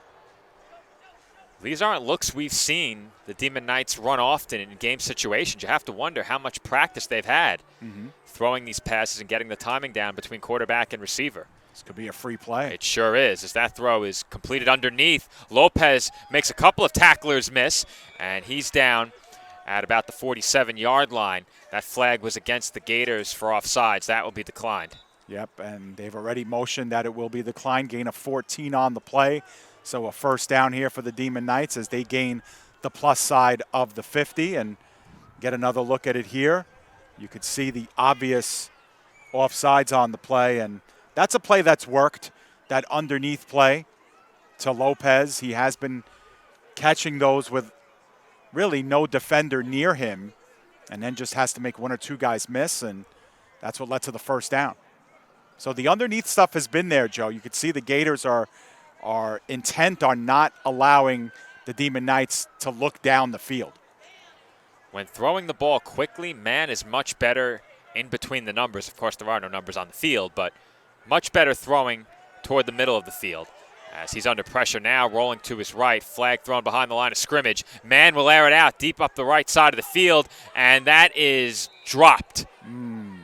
Gators likely would have kept possession there too, as I believe this flag was thrown in the area of holding. Yeah, Mbaye with the drop on the interception, as that was thrown well underthrown. You could see it here, and the hold is obvious. Going to come right in the middle of your screen. There it is. And man does well to get out of the pocket. But the Gators would have taken the result of that play had the interception been made. Instead, still a positive for the Gators as they'll back the Demon Knights up 1st and 20. This becomes a much more difficult climb now for Empire State. They'll have to navigate around a 1st down and 20. They did so earlier on a 2nd down and long, picked up a nice chunk on 2nd down, and were able to set up a 3rd down and short. We'll see if they can do the same here on 1st and 20. We're getting to that time in the first half, Joe, where the clock is going to be a factor. We have not had a 2-minute warning yet, but we are closing in on that. Had a lot of throws, so the clock has been stopped for a fair amount of time. High snap, instant pressure. Throw down the middle of the field, falls between 2 receivers. And I thought either James or Grizzle could have made that catch. Yeah, I don't think James was expecting it at all. He kind of picked up his eyes, and the ball was already in on him, and it would have been a little bit overthrown for Grizzle. But you can't fault man here. I mean, he's under extreme pressure. He's got to let it go. The ball is put in a pretty decent place there, but kind of fell in no man's land as they weren't expecting it coming in that hot. So 2nd down and 20 now. And the Gators understanding, Joe, that we're closing in at halftime and There's 20 yards to go. They elect to put heavy pressure on man in the backfield and sent some rushers in on him. That's an impressive throw by Man. Somehow managed to drop that between 2 Demon Knights and 3 Gators while under immense pressure. And the Gators are going to get free runs at him against this 5-wide set. Man's going to have to be ready for that. Yep, they sent 5 this time. And that play is blown up in the backfield as once again Grizzle came across on the sweep, and he is very quickly taken down by Tyreek Noble. Yeah, and Noble was the blitzing linebacker. I know he's listed as a defensive lineman, but he came in as the blitzing linebacker on the Gators' left side, and you could see him sneaking up, boom, there he goes, and he ends up in the backfield, and he meets Grizzle there as, you know, that's supposed to be a misdirection type of play, but the blitz was coming from exactly where they couldn't afford it, so. You can see just how well prepared this Gators team is defensively for much of what Empire State has thrown at them on the offensive side. These trick plays, these sweeps, and the single back runs haven't worked. As Man looks to throw again under immediate pressure, and he just had to get rid of the football. Grizzle wanted that thrown more towards the sideline. Man led him up the field, and I think that's the 2-minute warning. Yeah, it could be. I took my headset off trying to hear the on-field instructions, but it's going to be a 4th down and about 27, Joe. So this will obviously be another punt here for Caballero. The Gators will have the ball back with very minimal time to go and another chance to make it a 3-score game. But again, going backwards on 1st down has just been the Achilles heel of this Demon Knights team. They had a good 1st down. Remember the underneath throw to Ty Lopez. He's able to convert, but then the holding call on another passing attempt backs them up 1st and 20, and the next thing you know, it's 4th down and 27. Demon Knights certainly can't afford situations like this in the second half. Barring a 3-and-out, unlikely they get another possession here in the first half, but I think given how things have gone for them, especially on the offensive side in this first half, they'll take a 16-0 halftime deficit and try and regroup, perhaps script a drive out of the break, as that punt was nearly blocked by a one-man rush. It's fielded on a fly by Wilson. He breaks 1 tackle, takes it up the far sideline, breaks a 2nd tackle, and is tripped up just shy of midfield at the 49-yard line. Yeah, so it turns out to be about a net of 20 yards, and Demon Knights would have loved to have done a little bit more with that punt, but you mentioned there was just really one single rusher coming in with a head of steam, and he's almost the one that got his hands on it. Might have actually started that a little early, but no flag on the play. This ball will be spotted just shy of the midfield stripe. Gators with a great opportunity here to go into halftime with a big lead. Well, Empire State, needless to say, cannot afford to allow any points here. If they can escape this drive without allowing any points, they go into the half down 2 possessions, perhaps have one more shot at the end zone here in the first half, but they can regroup. And as I said, it gives you the chance to perhaps script a drive out of the halftime break. You know you'll be receiving the football, and maybe they can get something drawn up that will get them on the scoreboard at the start of half number 2. But first, the Gators have the football.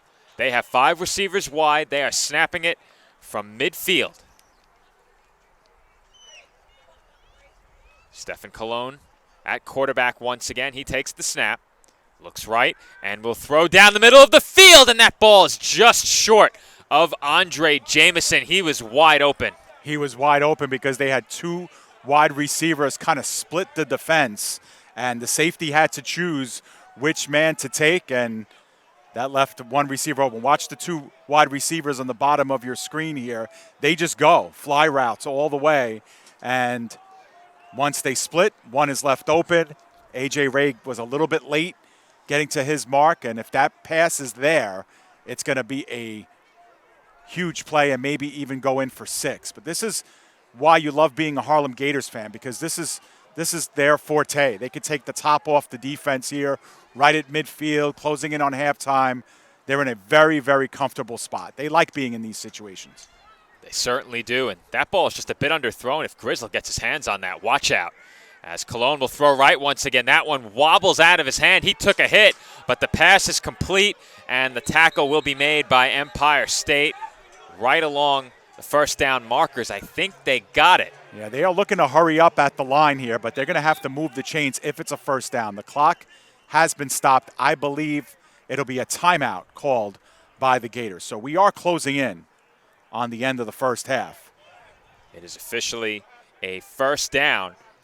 Good effort there by Henry Smith, and Cologne stood in there and took a hit after he got that pass off. Nice job to stand strong in the pocket and find the open man along the near side by Cologne. Timeout Gators. And I can't imagine there's much more than about a minute and a half to go here in half number one. Yeah, and the only problem there with Smith, he makes a great grab, and he tries to make the first defender miss, but when he doesn't, Joe, he fails to get out of bounds. So that cost the Gators a first down there when he very easily could have just stepped over to his right and gone out of bounds with the first down in his hand. Instead, he went backwards about a yard or two. Still got the first down thanks to forward progress. So they got a fresh set of downs here, but they did have to burn a timeout. Now, unofficially, the Gators have one timeout remaining, as do the Demon Knights, but we'll have to see if they'll need him or not. Watching that live, I thought he got thrown out of bounds, that the clock would have been stopped. I didn't see if the official signaled running clock or if the Gators just instead elected to use a timeout regardless. Yeah, I think they kept him in, though, Joe. I think that his forward progress was stopped while he was still in bounds. Either way, it is a first down and 10. The Gators did burn a timeout. We have the Gators with one timeout remaining. Screen pass goes left, and it is intercepted by the Demon Knights.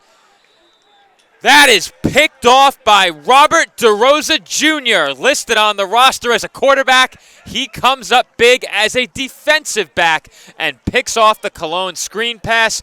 Turnover, Harlem, and the Demon Knights will have another chance to get on the board before halftime. Heavy blitz that came in. You saw it there. And then the would-be intended receiver, Jarrell Wilson, who there are two 12s. We believe that's Wilson, the intended receiver. He actually turned into the defensive back. He actually slowed up the Demon Knights on the play. Otherwise, that could have been the other way for 6 points easily. But big-time turnover. We'll see if the Demon Knights can make it hurt. We mentioned one timeout unofficially remaining for the Demon Knights. And now they can look to perhaps get one deep down the sideline or in the middle of the field and see if they could sneak in a score before halftime. Dave, when DeRosa Jr. caught that ball, I thought he was going to the house for 6. And you said it, Wilson turned into a defensive back, and that was huge in that moment. He makes a big tackle, keeps his team ahead by 16. But Jaden Mann and the Demon Knights offense will have another chance here as Mann will look to throw. Under pressure again, throws over the middle, and that pass is behind Sawicki. Yeah, so the Gators sending in 6 on the blitz that time because they're basically saying, look, you got to go 45 yards down the field. You've got to put it up deep down the field. We're just not going to allow you the time to do that. And you could see it here. You could see 1, 2, 3, 4, 5, 6. The whole middle of the field underneath is wide open for the Demon Knights to take. But they got to get the ball further down the field, and Mann only gets a second or two to make a decision. You could see the pass well off of its mark. And, you know, if I'm the Demon Knights here, I might throw in a screen pass here. And if the Gators are going to send 6, 7 guys at your quarterback, well, allow them to do that and slip somebody out of the backfield. How many times do the Gators send pressure like this before they pay? Here they come. As Mann throws over the middle, Sawicki's wide open again. This time he makes the catch, and he's down at the Harlem 30-yard line. And again, with no field goal kicking for either one of these teams, they got to score a touchdown. And so the Gators are willing to concede that play for the sake of the clock. We don't have an official clock. The Demon Knights have one timeout remaining according to our tally. Mann looks to throw deep down the left side of the field. It's broken up, incomplete. Nice play. Nice play on both sides. As Errol James was able to kind of spin into that as he kind of broke inside to catch that. If he stays on the sideline and makes that ball come to him, that ball's going to get picked off for sure by Velez. And instead, he was able to try to meet the ball and Velez still had the play that he could have made for a would-be interception, but nice job both ways, and it'll be 2nd down and 10. That was good coverage in the secondary by the Gators safety Velez. And as you said, Dave, James turned into a bit of a defensive back on that play, spinning back toward the inside and getting at least a small piece of that football. Once again, we don't know how much time is remaining. We have Empire State with 1 timeout remaining. This is a huge possession for the Demon Knights. Spread shotgun set, man looks to pass. He throws over the middle, and that was nearly intercepted as he threw high of his intended target, Christian Grizzle. Well, Velez is now 0 for 2, and he's checking those gloves because he had to elevate for one that he missed, and that one kind of just came to him. I think it might have surprised him a little bit. He wasn't really expecting that as that one sailed over the head of 2 would-be receivers, and Velez just couldn't bring it down. So 3rd down and 10, and that time the Gators only rushed 4, and they still were able to get pressure on man. So there's like 7 guys hanging back in coverage, and that time, a lot of pressure on man to try to squeeze one in somewhere. Let's see what the Gators do here. 3rd down and 10. They look like they're feigning at least one blitz here from the right side. They do bring pressure. It's a 5-man rush. Throw down the field once again. This time it is intercepted.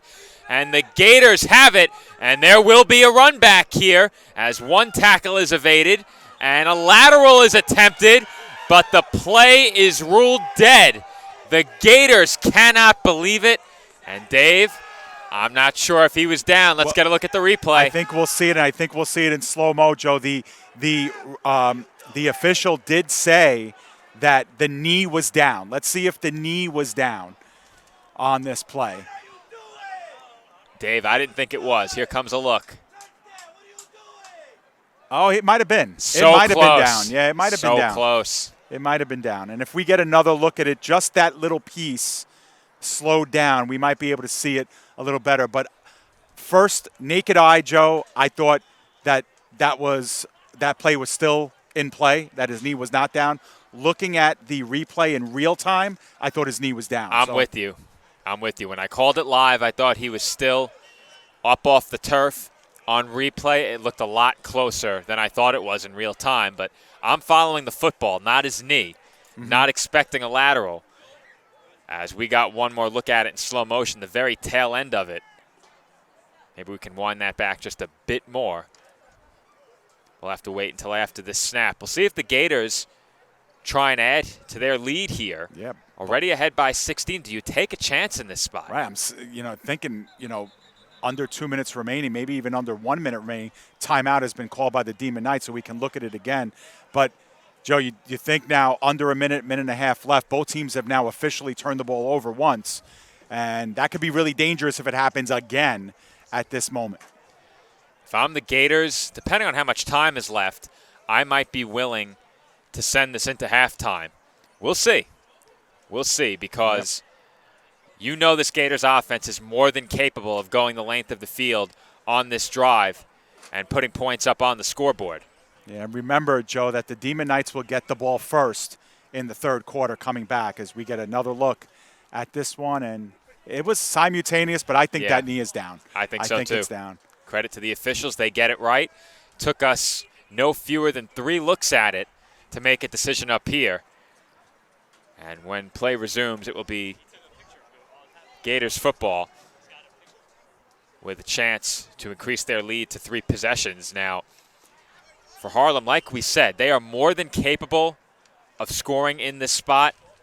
I'm not sure I would try unless there's at least a minute left in the half. It's probably not worth the risk. Yeah, and you know what? That interception came with a play at the line of scrimmage. If you're the Gators and you want to take a couple of really deep shots, the Demon Knights are only showing one deep safety, Joe. That's Christian Grizzle, although they are playing well off the line of scrimmage, is the secondary. But, you'd like to think that you've had some guys sprinting down the field in open positions. If you can hook up, you might be able to sneak in a score here. But Christian Grizzle is lined up at about midfield, about 30 yards off the line of scrimmage.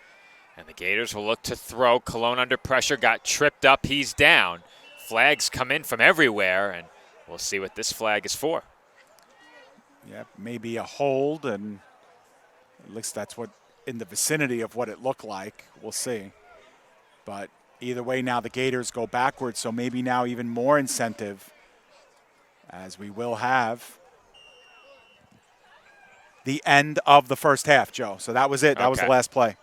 And with that, we head to our halftime break. Our score at the half, the Harlem Gators 16 and the Empire State Demon Knights nothing. There you see it, Dave. We are in the shadow of Yankee Stadium as we cover the Elite Football Alliance playoffs. What has stood out to you through the first 30 minutes of the semifinals matchup? Well, at some points, a little bit sloppy, Joe, with the turnovers, with the penalties. But I saw both defenses really rising up to the challenge early. The Gators able to stop the Demon Knights on their first couple of drives of the game. The Demon Knights, after giving up two straight drives with touchdowns, locking them up, keeping this score keeping this game within 2 scores, and they're leaving the door open. They're giving themselves a chance. We knew the Gators were heavily favored in this one. It's going to take a monumental effort for the Demon Knights, but Joe, they're not out of it.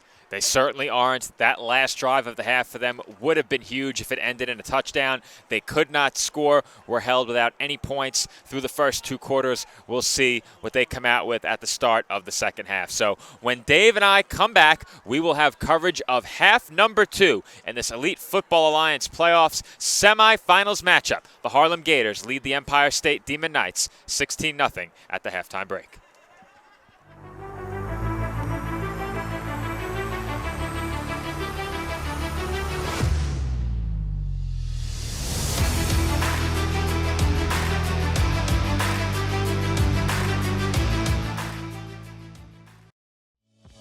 This broadcast of the Elite Football Alliance is being brought to you by the Three Bleezies Entertainment Group on the Three Bleezies Facebook page. Catch the Three Bleezies weekly show as well as live recordings and all the opinions and all the unfiltered hot topics you've come to love about semi-pro. It's the resource for the EFA and semi-pro talk from the official source for all things Bleezy. The Three Bleezies Facebook page. Visit it now. Mundo, yeah, yeah. Can't have football without barbecue, and there is no barbecue without the Rib Room's Black's Barbecue, official partner of the Elite Football Alliance, serving up rib plates, chicken plates, and combo plates now. To get your official Black's Barbecue order, call 347-837-5762 or Facebook direct message Sean Kelman. Unbeatable Tires and Accessories LLC is your tire for all seasons. Visit us 7 days a week and call us now at 347-879-3100. A tire for all seasons at Unbeatable Tires and Accessories, official partner of the Elite Football Alliance. You're not going to get it all right. Just make sure you nail the big stuff. Mama! Like making sure your kids are in the right seat for their age and size. Get it right at nhtsa.gov/the-right-seat.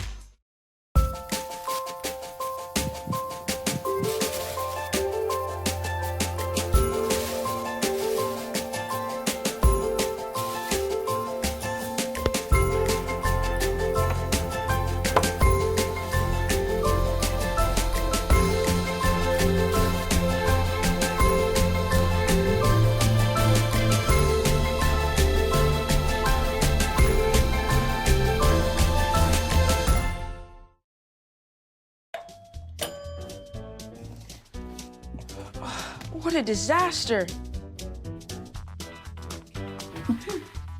You're a disaster.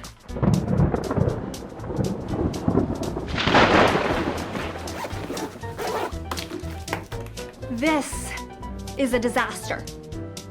You can't be ready for every little disaster, but you can prepare for a big one. Make an emergency plan today.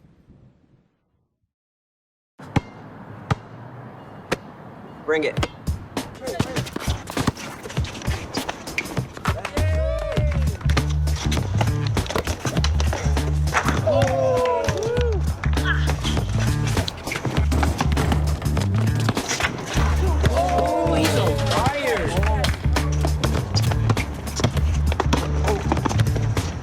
Timeout, guys. I'm late to dinner.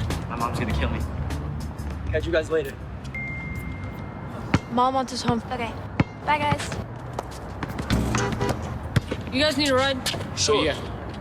All right. How about some one-on-one? I gotta go eat, man. Sorry, I'll see you later.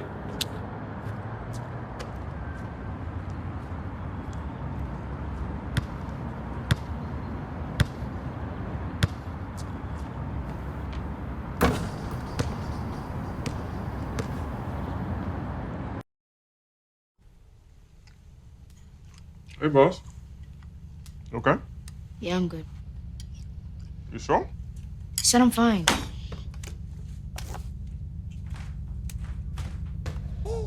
Since I was little, it was only like me and my parents. You think you created family out of characters? Yeah, of course. I'm gonna take that, make it into a song.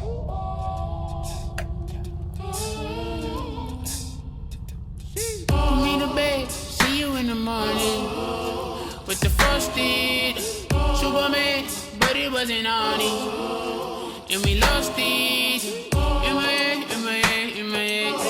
Where you at? Where you at? On the way out. In my head, in my head, in my head.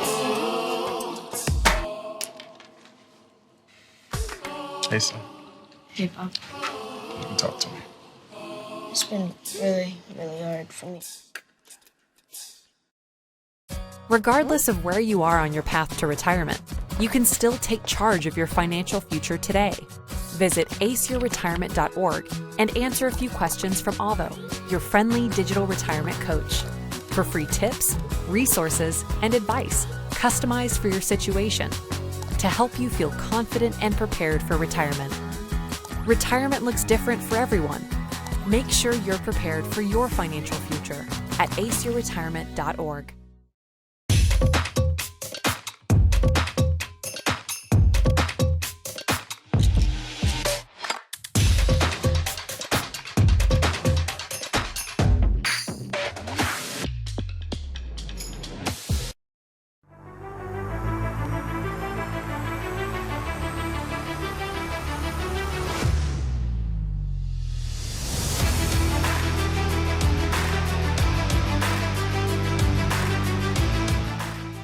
It is still halftime in this Elite Football Alliance playoffs semifinals matchup between the Harlem Gators and the Empire State Demon Knights. Once again, this is Joe Foreman rejoining you alongside my broadcast partner, David Pizzuto. And Dave, through the first half, the Gators lead it 16-0.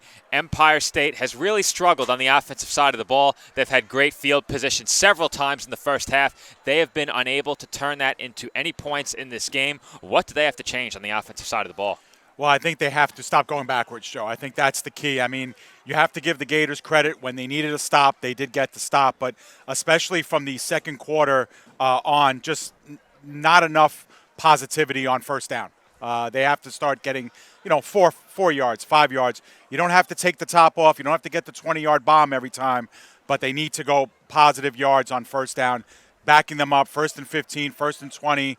We've seen a couple of those sacks on first down. It's just you cannot play that way and beat the Gators. And I think what I saw in that first half, this Empire State offense needs to find ways to get rid of the football when Jaden Mann is under pressure. Mann has kind of been heaving the ball up into traffic at times, and he's thrown it into a lot of empty spaces where there haven't been any receivers. They've given away a lot of downs against that pressure from the Gators, and if they can't find openings in that defense, I'm not sure how they're going to find openings in the passing game at all. The Demon Knights really haven't been able to pass the football much. The Gators have done a great job defensively. To their credit, they have blown up many of the attempted rushes by Empire State. Didn't really give them a chance to get going on the ground, but if you're Empire State, you have to find a way to pass the football more effectively. Yeah, and perhaps they can start utilizing the line of scrimmage a little bit more. We've seen a lot of the underneath routes working, especially when there have been some heavy blitzes. But, that's really the only thing that's been available to Mann. He's been under constant duress, and he's been blitzed so often that he really hasn't had an opportunity to really look down the field when that blitz has been happening. Now, when he is not being blitzed, he's had the opportunity to kind of survey down the field. But the Gators, that's what they're going to force him to do. They want to force Mann to make those quick decisions, Joe. They want to be able to get home with the blitz and obviously take them down behind the line of scrimmage. So those are some of the things that we might see in the second half that they could do a better job on. We'll see if they do. And we will certainly see in half number 2 how Empire State looks to adjust to that pressure as well. You said it. The Gators have been getting home on the blitz throughout this game, but on the offensive side of the ball, they've gotten enough done. They did miss a couple of passes downfield. One was broken up. Another, a big play over the middle, was missed. I think it was Andre Jameson running open in the middle of the field. Christian Grizzle was underneath that throw for Empire State. He certainly provided a bit of a threat there. He got his hand up, and if that ball was underthrown by just another yard, he may come up with the interception, and we know he has the potential to take it all the way back for 6. And speaking of the potential for a pick 6, how about that intercepted screen pass? That very nearly went for a touchdown. A huge tackle by the receiver Wilson on the play to prevent the intercepting player, Robert DeRosa Jr., from taking it all the way back to the end zone for 6 points the other direction. So if you're Empire State, that's a play you're going to look back on, and perhaps you lament that one not going for a touchdown. They had it well scouted. They played that screen pass very well, and they nearly reaped the rewards for it. Yeah, listen, both teams have dodged a couple of bullets in this game. Both teams have been unable to capitalize on a couple of opportunities that they've had, and yet Harlem is the team that's up 16-0 because they were the ones to execute on the opportunities when they had the chance. I look at the Harlem Gators as well on that drive where they were running the football so well, and then they got 2nd and 1, they passed it. 3rd and 1, they passed. 4th and 1, they passed. That's an opportunity that they missed in the first half to really blow this game completely open. So if you're both teams right now, you know that you still have yet to play your best football, but the Demon Knights are down by 16 on the scoreboard. So they now have a lot of pressure on them. They need to turn this around. They have to play their best half of football here if they want any shot. If you're Empire State right here, this is a drive where everything is on the table. They could look to run it. They may still look to pass it. We'll see what they elect to do, trailing by 2 scores as they receive the second half kickoff. Errol James fields it on a fly, and he carries it down to the 40-yard line, has some blocking, breaks a tackle. He's out across midfield. He's still on his feet, and finally taken down at the 48-yard line of Harlem. Well, if there's one thing that has definitely worked for the Demon Knights in this game, it's been field position. They have just been gifted fine field position, possession after possession, and no change here. They'll start from the Gators side of the 50, I believe, right inside their half of play at about the 48-yard line. So 48 yards to pay dirt, and they're right back into this game. And if you're the Demon Knights, Joe, this is a good time to also wipe that slate clean and get back to running the football. They were having success in the early stages, and again, getting those 3, those 4, those 5 yards on first down have really helped them open up offensively, but it's when they've gone backwards that they really have struggled in this one. And let's see what they open up with here. And how about the starting field position once again as Empire State will snap it from the 48-yard line. They have had great field position on just about all of their drives throughout this game. And once again, the toss goes to Lopez, and that play is blown up behind the line of scrimmage. The Gators have been all over those tosses, and there has been no open real estate for Lopez out of the backfield. I would say it again, Joe. First down, -6 on the play. It's now 2nd and 16. So it just takes you completely out of your game. And, if I'm the Demon Knights, I'm thinking, maybe just an 8-gap rush right there. Why string it out? Why use the sweep? Hey, if he gets the edge and it works, maybe you got a big gain. But I just need some positive yards on first down. I got to just be reminded that I can do it. And right now, the Demon Knights are going backwards on every first down that they've had since the end of the first quarter. That was Ralph Walker on the tackle, blowing up that rushing play. 2nd down and long for Empire State. They toss it the other way, and this time they have some blocking. Lopez still on his feet, and he is finally wrestled down at the 49-yard line. So still 1 yard short of the line of scrimmage on first down, and that will set up a 3rd down and 11. Yep, so still on the Gators side of the 50, so you would think that this is 4-down territory. If you're the Demon Knights, at the very least, you want to get about 5 or 6 yards closer, maybe 7 or 8, so they got the run still on the table here on 4th down, but they need a good play here on 3rd, and I would look for a quick slant route here, Joe. You would like to think that the Gators would probably send some pressure in on man, and that underneath has been open for them. we'll see what they decide to do here, as the Gators don't look like they're blitzing, but they might send those linebackers up a little further. We'll see. 3rd down and 11. If the Demon Knights gain anything here, likely 4-down territory. Man had some time, and that throw is at the feet of Errol James. And if that pass is on target, I think there's a good chance James picks up the 1st down. Or at the very least, he's only 1 or 2 yards shy. That's got to be a better throw from Mando. I realize he's backpedaling on that play because there was a late blitz that came in from the right side. They did send the extra attacker, but Demon Knights also got to do better at the line of scrimmage there. The Gators only sent their 4-down lineman, then brought in a defender late on the right side. So they've got to protect a little bit better in that situation. Now on 4th and 11, no choice. They've got to go for the sticks. 4th down, 11 yards to go. Might be fair to say Empire State's season hanging in the balance here. I think the Gators only have 10 men in the game. And man will punt it. Chance here for the Demon Knights to down it. They'll let it roll as it takes an Empire State bounce. And they will touch it down just inside of the 20-yard line. Well, it's a moot point now, but I thought the Gators were all sorts of crossed up on that play with their personnel. And at last I saw, they only had 10 guys on the field. So they might have gotten away with one there. Demon Knights, if they were to go for that, might have had an extra offensive player in the game. No matter what, it'll be 1st and 10 for the Gators at their own 20, one of their worst starting field positions on one of their possessions in the game. Well, I have to say, for a 4th down play call, I was taken by surprise. The quarterback punting the football certainly caught me by surprise, and it was a good punt. It took a Demon Knights bounce, and that sets up the Harlem offense at their own 19. David Ugarte back in the game. Pistol formation.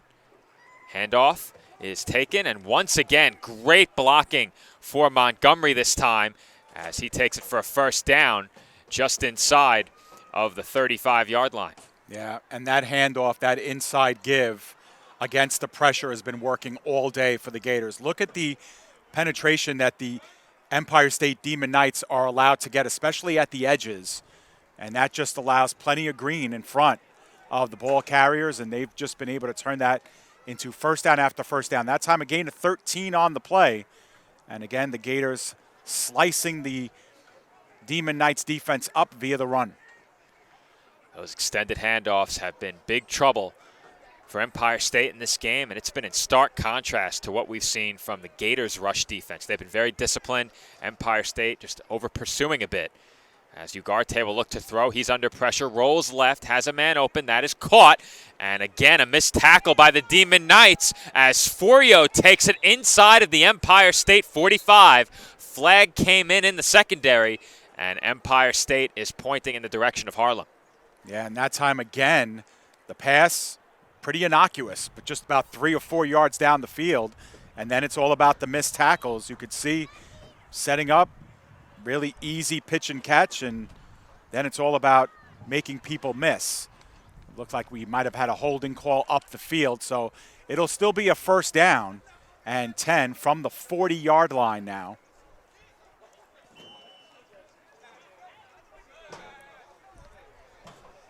And the call comes in now. That is a penalty against Harlem, and they will set up, instead of at the Empire State 45, at their own 40. Still 1st down. About 3 or 4 yards to go. Ugarte takes the snap and hands off once again. Montgomery tripped up and taken down. Yeah, that time might have gotten Montgomery by the shoelaces, and they just did not let him go. That's the first time that play didn't work, but again, a lot of penetration in the backfield, right as soon as that ball is snapped, and just nowhere to go. So 2nd down and 12. Gators will snap this one about their own 37-yard line, and huge swing with that last penalty as the Demon Knights will now have a chance to get off the field.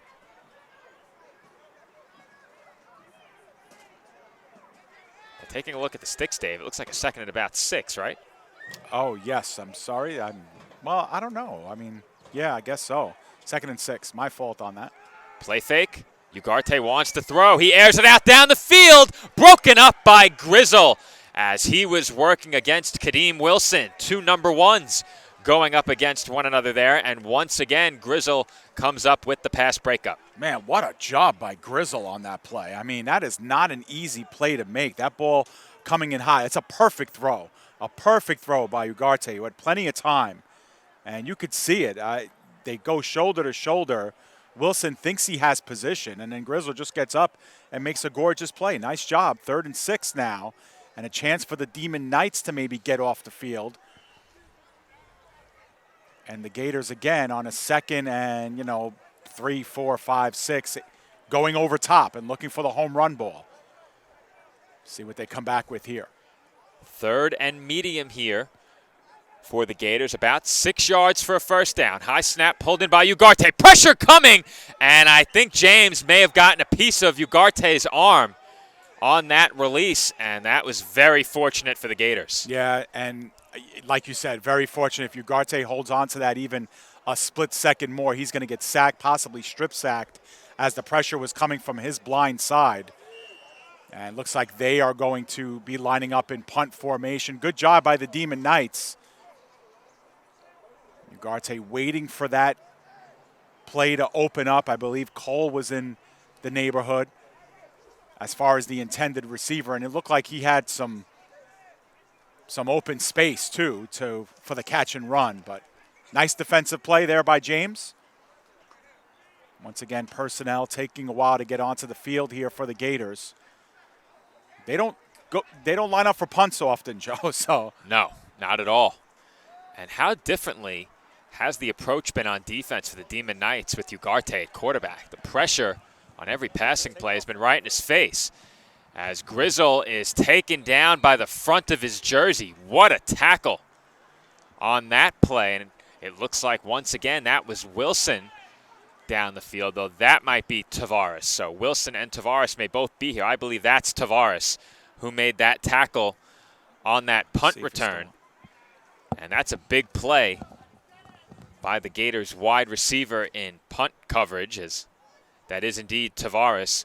Wilson huddled over with the offensive players at the other end of the bench. So with time, we figure it out. Both Wilson and Tavares active, and it was Tavares on that tackle right there. And that will set up Empire State with starting field position of their own 27-yard line. And it's getting awfully close to do or die time for this Demon Knights offense. They still trail by just 2 scores. However, they need the 2-point conversion on a pair of touchdowns to get even in this game. So this very well could be a 3-possession game if the Demon Knights fail on either one of 2 2-point tries. Before that becomes a factor, they have to find the end zone. And once again, they will come out with 5 receivers wide. They had some early success in this set, but man hasn't been able to put the ball on target since the opening drive, as they will hand it off to Grizzle on the sweep, and he is met behind the line of scrimmage, and that play simply isn't there for Empire State. They have not run it for a positive gain yet, and I think the one time they did was when Grizzle fumbled, so that play did not go down as a net positive play as he lost the football. Officially, Grizzle lost 2 on that play, so it will set up a 2nd down and 12. Again, Joe, negative play on first down. I mean, we've been talking about it for a long time here with Demon Knights. They've got to find a way to get plus yardage on first down. 2nd and long. Once again, 5 receivers wide, and man will keep it as the defense ran right past them, but another good tackle by this Gators defense. And how strong have they been with their tackling in this game? They've really made no mistakes since the opening quarter. Yeah, and I was going to say, Joe, since that opening quarter where they allowed the Demon Knights to get on the edge a little bit and, with those sweep plays and with man taking it himself. They've really clamped down on that. And now we're going to have a 3rd down and 11. There's just nowhere to go on the outside of the tackles for the Demon Knights. You know, the Demon Knights, credit to them. They haven't abandoned their run game, but just not working to the outside. To believe if they're going to have to run, they're going to do it right through the teeth of this defense. Demon Knights have struggled to complete passes since the early going in this game. Haven't had much in terms of pass completions in either of the last 2 quarters. They're looking for a big completion here as they come out in a single back set. And they will toss it to Lopez. He has blockers, but not enough to pick up the first down. That was a gain of maybe 4 yards now. Yep. And is it enough to give them the idea to perhaps go for it here on 4th and 7, it looks like, after a gain of about 4. I think a flag came in. Is that a late flag that came out? Yeah. Very late. Unsportsmanlike conduct against Demon Knights. Well, that'll back them up 15 yards, so. They won't be going for it now. No, 4th and 20 at this point. Looks like maybe a little bit more. And, you know, that's the kind of penalty, Joe, that when we last saw this team against the Legion, you said it 5 or 6 times in that game. If they cannot make mistakes like that going into the playoffs. And there's a perfect example. You're down by 16 points on the scoreboard. It's a 4th and 7. You might be punting anyway, but now it's cinched. You can't go for it here on 4th and 20. So a punt we will see, and the Gators are going to get excellent field position, all because of unsportsmanlike conduct well after the play. That flag came out 5 or 6 seconds after the play. Frustration boiling over for the Demon Knights as Wilson fields that kickoff at the Empire State 45. He is blocking up the far sideline. And the net gain on that one, minimal, maybe 15 yards at most. Yeah. And the Gators have a chance to really put this one out of reach with a score here. Empire State has not been able to move the football at all on offense. Yeah, one of the things that we talked about in the pregame, Joe, was that the Demon Knights were coming off of a shutout against the Bears. And they were shut out of the first half of this one. And so now it just becomes more and more of a mountain to climb. The longer you go without scoring, and we saw this with the New York Bandits earlier this season and the New York Legion early this season when those 2 teams were failing to score, it's just that becomes the storyline of the game. And now the Demon Knights are down by 16. They got to find a way to score twice at the least in this game just to tie for a team that hasn't registered a point in the last game and a half. Quick throw, and that's a dangerous pass, and that is ruled a forward pass. That's awfully close, and that's a dangerous play call in that spot, leading by 2 scores. And if anything goes wrong there, you find yourself in big trouble if you're the Gators.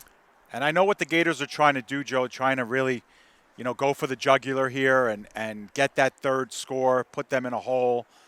That was certainly a forward pass, but not by much. But again, I look at the Gators and how well they've been able to run the football in this game, and I don't know why they're throwing in that case. I would just line it up and keep running it right through the heart of this Demon Knights team and force them to stop you before you even think about throwing another pass. 2nd down and 10. Once again, the Gators look to throw. Ugarte steps up and will take off. Throws a stiff arm at Caballero, but Caballero brings him down along the far sideline.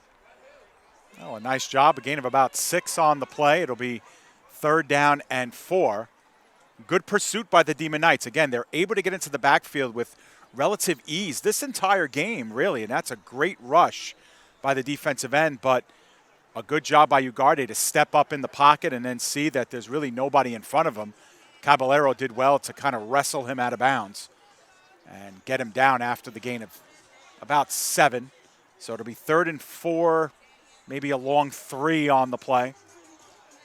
Trip shotgun set. One man in the backfield is Ramsey alongside Ugarte. He takes the snap, looks to his right, throws right, and that pass is complete to Forio, who throws a stiff arm, and he carried a defender down inside the 10-yard line. He is tackled at the 9.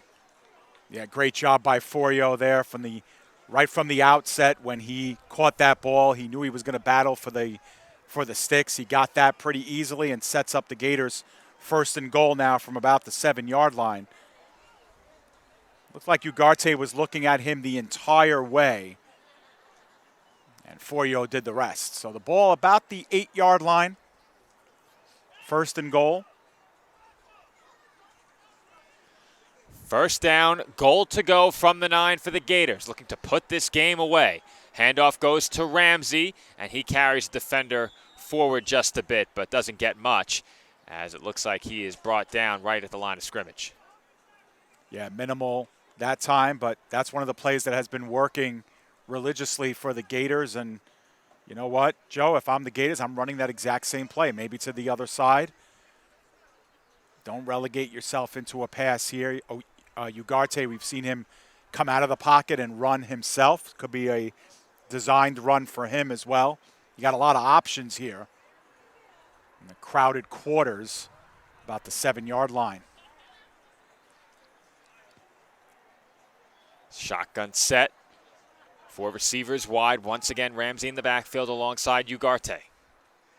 Wilson in motion. And they fake the handoff to Ramsey, and the football is loose. Scooped up by Grizzle, and the Demon Knights have it. Grizzle is ruled down, and that is a huge turnover for the Gators as Empire State remains very much alive in this game following the fumble. Yeah, I wonder if this was fumbled right from the start, Joe. It looked like there was a little bit of, oh yeah, that ball is out right there. Yeah, right there. Ugarte was taking it on the keeper himself. And it's another one on the ground. And man, oh man, the Demon Knights come up with a huge play, as it looked like this was right on the threshold of the Gators slamming the door on the Demon Knights instead. Still in the third quarter. Still only a 2-score game. The Demon Knights are right back in it, and give Grizzle some credit as well to pick that ball up and start running with it the other way. The Gators actually did well to get him down at the 15. We've seen the Demon Knights in positions defensively where they could get a turnover and return it all the way. Instead, the Gators limit the return, and the Demon Knights have their worst starting field position of the day. This is at their own 15-yard line, but they're thankful they got the ball in their hands. It's now or never for the Empire State offense. Clock winding down in this third quarter. We don't have the official time remaining, but we are deep into quarter number 3 as that handoff goes up the middle. And Lopez was still on his feet. He's thrown down hard. Gain of 5 on the play. That will set up a second down, 5 to go. Demon Knights not ready to abandon the run game just yet. Hopefully buying themselves some space to open things up with the play action. I'm not sure we've seen them run play action yet outside of those sweeps. Now would definitely be the time to break it out if they have that in the playbook on offense. I thought we might see some of that last week from the Legion. It never happened. Make that 2 weeks ago when Empire State faced New York for the right to advance to the playoffs. Once again, a handoff up the middle, and Lopez looked to bounce it outside. There was no running room there, and once again, the Gators blow it up in the backfield. Yeah, so they ran it up the middle on first down, got themselves 5 yards. We were talking about how important it is to get positive yards, but they backed it up. That's a loss of 1, so it'll be 3rd down and 6. And you could see the immediate bottleneck there as Lopez really unable to even get it to the line of scrimmage before 2 green jerseys were on top of him. And now another big decision here, 3rd down and 6. You're in an area of the field where you might not want to go for it on 4th down. Demon Knights now, you would think, would have to throw the ball here on 3rd and 6. But they continue to operate in tight formation with man under center.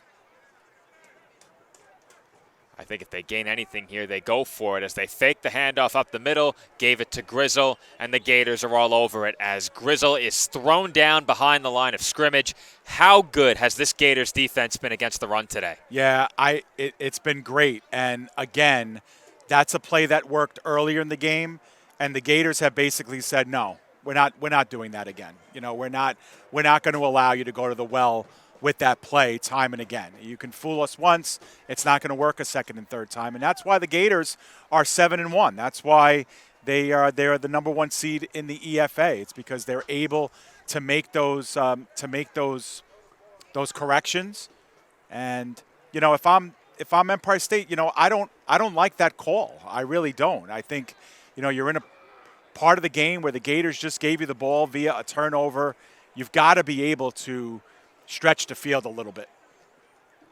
It's a good punt.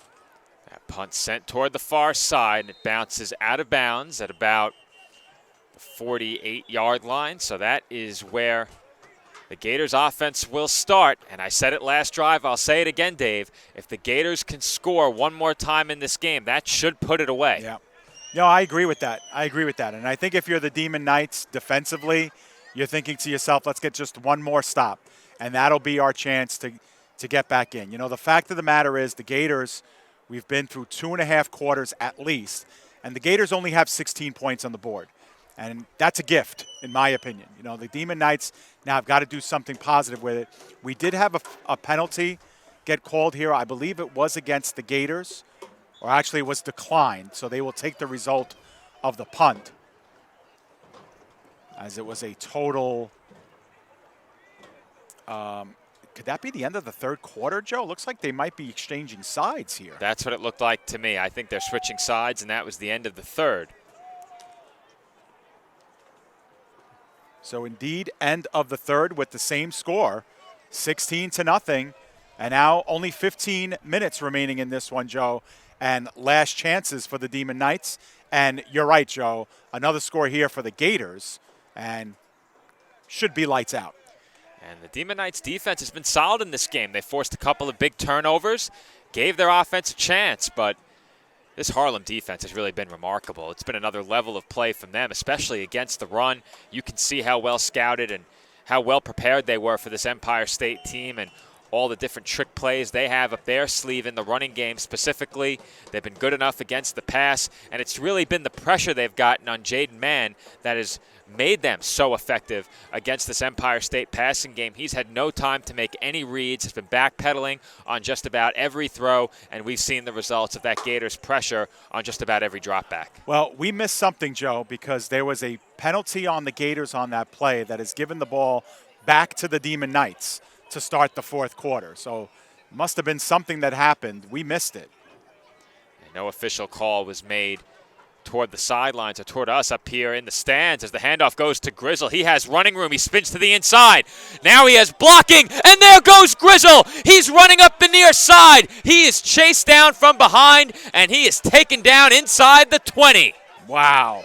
Wow. So here we are thinking it's Gators football after the punt, and instead the Gators commit a very costly penalty. They give the ball back to the Demon Knights, and this time the sweep did work, and it was because Grizzle is able to cut it up into the middle of the field, and then it's just a foot race from there. And you can see that breakaway speed that Grizzle possesses. We've seen it time and time again this year, and I think what made that play a bit different from some of the other sweeps, they had Grizzle coming in the same direction as the back. So on the other sweep plays, he's been moving in the opposite direction of the back. That time he was moving with the back, and I think the defense may have been caught taking one step in the wrong direction. That was enough, and the blocking was also phenomenal along the far side. When Grizzle reversed field, he got some more good blocking on the near side. And now Empire State is in the red zone. They fake the handoff. Mann sets his feet, throws end zone, and I believe that was intercepted. And touchback is the call. It is an interception for the Gators. Wow. It is Harlem football. And we're going to have to see that in slow motion, Joe, because I even thought there was movement up front. I was going to say that this is a free play for the Demon Knights, and that might be what they're arguing right now. Let's see if we get a chance. Actually, we missed it just because our screen went black for a second, but I thought the Gators came in a little bit early. And that's a beautiful catch. Wow. Well, taking a look at that in slow motion, I'm not sure that's a throw you make unless you think you have a free play, because there was really nowhere to put that football. That throw would have had to have been absolutely perfect I'm going to see it one more time, Joe. Again, I wanted to see the movement up front a little bit more, and we'll see if we get a chance to. Let's see if there's movement, Joe, here. I thought the Demon Knights were going to get a free play out of this. Very close. Very, very close as we're back to live action here. And here comes Collymore. He has blocking up the field, makes a man miss. And that football could have easily been punched out from behind by James, who makes the tackle. But once again, Adrian Collymore with a nice run. And that takes the Gators all the way out to the 45-yard line. Yeah, that one play that the Gators have used. And again, it's via the running game, which has worked for them all game long. Definitely sending a message for next week if they're able to punch their ticket in over these next 15 minutes that their run game is working really well. That will set up a 1st down and 10 from the Harlem 45. We thought they were going to have a chance to put the game away just a couple of minutes ago. Huge play for the Demon Knights. They promptly turn it over, and now the Gators will hand off for no gain as the football was out. And they are going to rule that down by contact. We'll see that one in slow-mo again. I think we got a great look at that one, too, because it happened just in front of us as far as the camera angle. Let's see if we could see here when this ball comes out. Oh, man, that was close. Really, really close. It almost looked like he was down, but that ball was bouncing on the ground when he was down. So that's close. You can make the decision at home if you see it along with us. Another one of those close calls. But the officials did a nice job of, making sure that the motion that he was down right away. It's 2nd and 10. Free play. Flag comes in from the near side as Cologne will go deep. Wilson is there, and he makes the catch. Kadeem Wilson with a big reception on what was going to be a free play for this Gators offense. They will decline the offsides penalty and take the big 35-yard gain.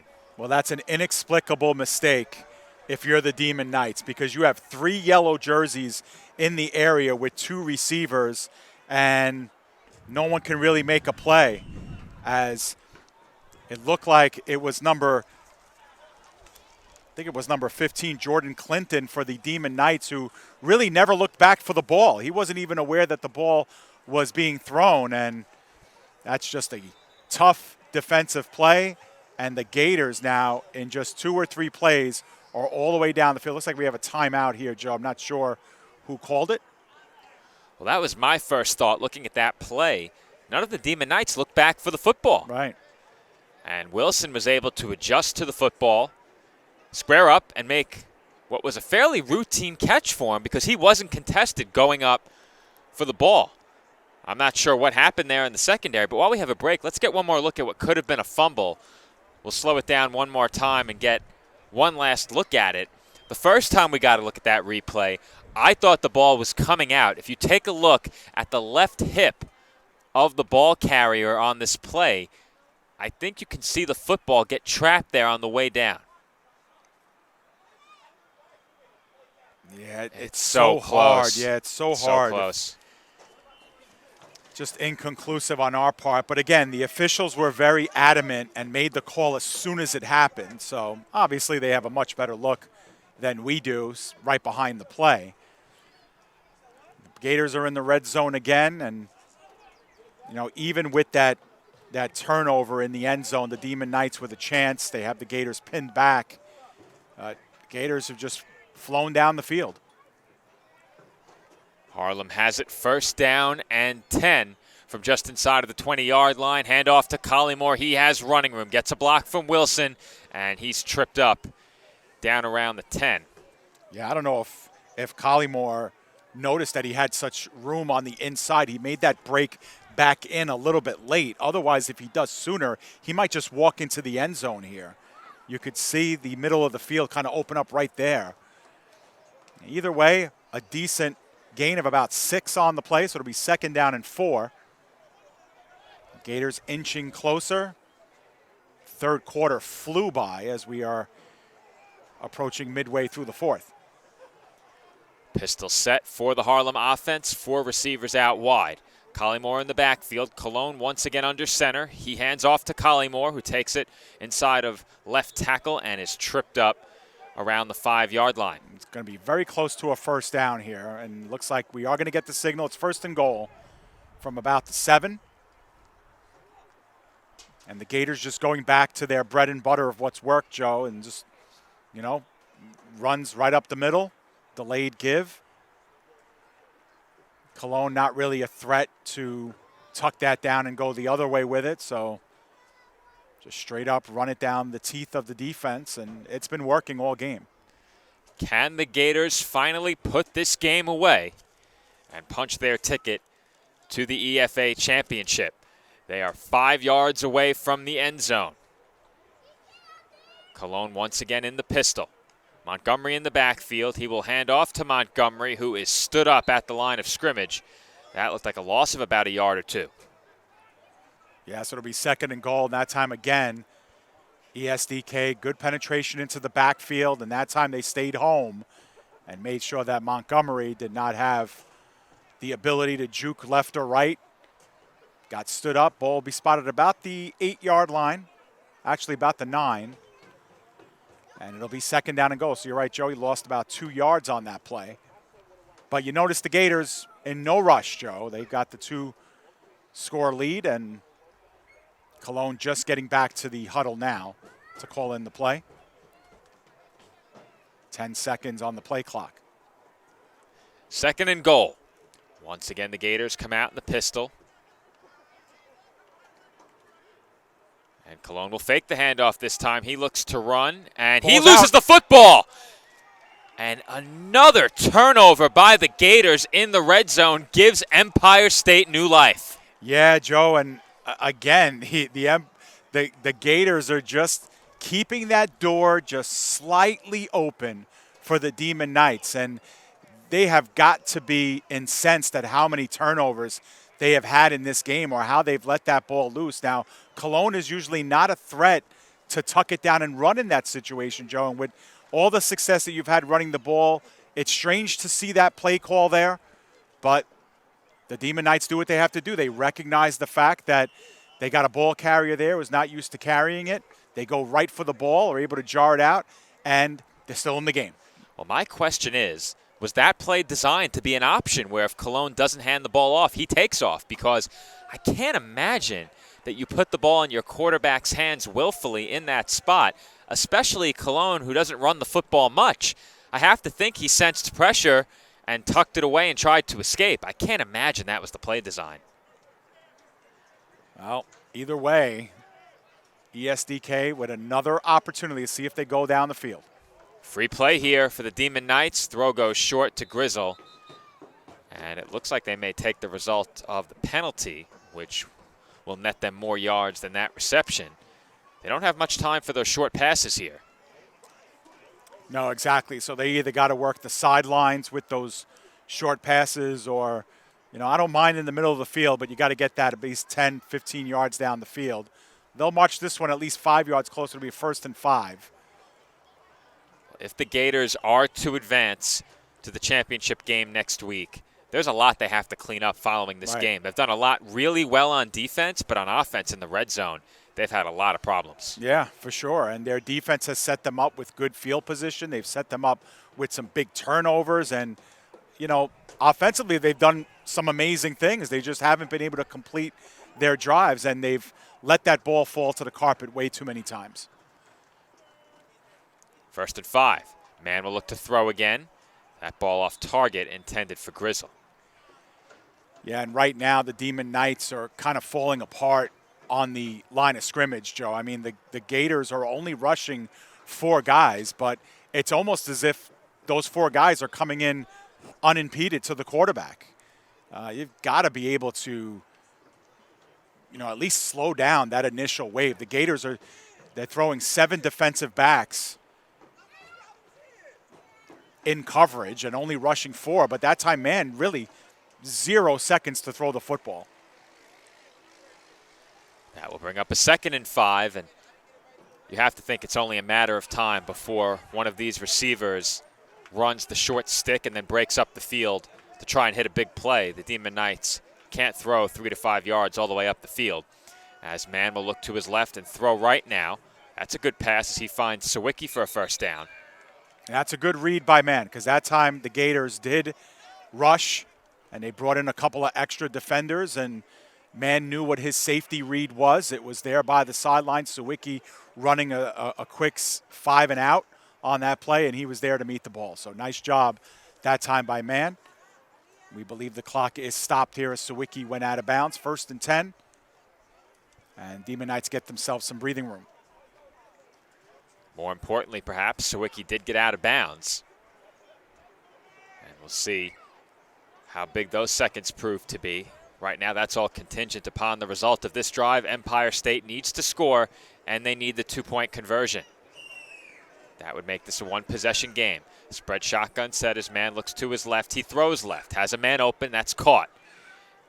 And Clinton is pushed out of bounds, but the clock will continue to run as he's down for another short gain. It's going to be 2nd down and 1, Joe. 2nd and 2, I should say, as the gain about 8 on the play. But that time Mann had time to throw. Again, the Gators are really mixing up their blitz packages. That time they did not send anybody, but Clinton was just hanging out 2 or 3 yards beyond the line of scrimmage. Demon Knights move to the line quickly and throw short again. This is Errol James. He spins, fights forward. He's across the 45, still on his feet as the Gators rip at the football. And he is officially marked down at the 48-yard line. So this drive going pretty well for Empire State. And they'll have to keep it up-tempo here as precious seconds continue to tick off the clock. Well, the Demon Knights are starting to figure it out, Joe. You know, when that blitz is coming, they're starting to figure out who their safeties are, who their safety valves for the quarterbacks are, and that person is just sitting down in coverage 2 or 3 yards up the field with nobody on them, because the Gators, when they blitz, they abandon the middle of the field where the linebackers once were. You saw it on that last instant replay, and that's what they're starting to do, starting to figure out that blitz, and they're not taking the top off just yet. Spread shotgun set. Mann will look to throw again, and that throw is a bit too high for Christian Grizzle over the middle, and yeah, I thought maybe he's down. Ooh, Grizzle down. That's never a good sign. He had to elevate for that. Came down hard, and I thought that might have been tipped at the line of scrimmage. I'm not quite sure, because the trajectory of that ball kind of shifted. We'll see right here on the replay if that was tipped. Looked a little wobbly, but that just could have been the play. But you saw how Grizzle tried to elevate to get it. No can do there, so it'll be 2nd down and 10 as Grizzle is up under his own power and by the sideline. We'll get one more look at it, Joe. 2nd and 10, as we'll get that second look right here. Yeah, the Gators once again send a late blitz on that last play.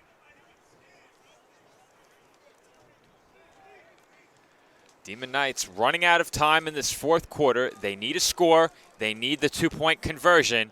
And then they will need one more stop to have a chance.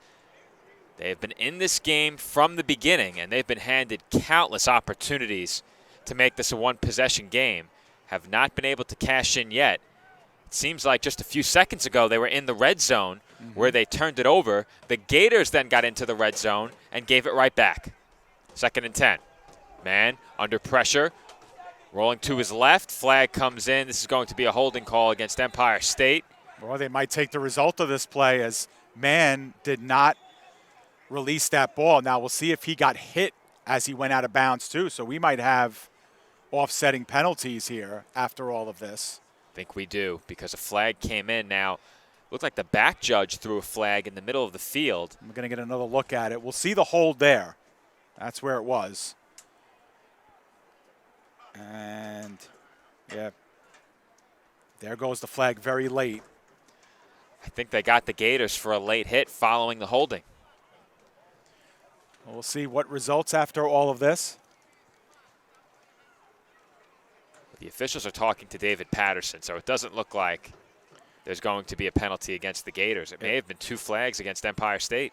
We saw holding against Empire State, and they're already in their huddle.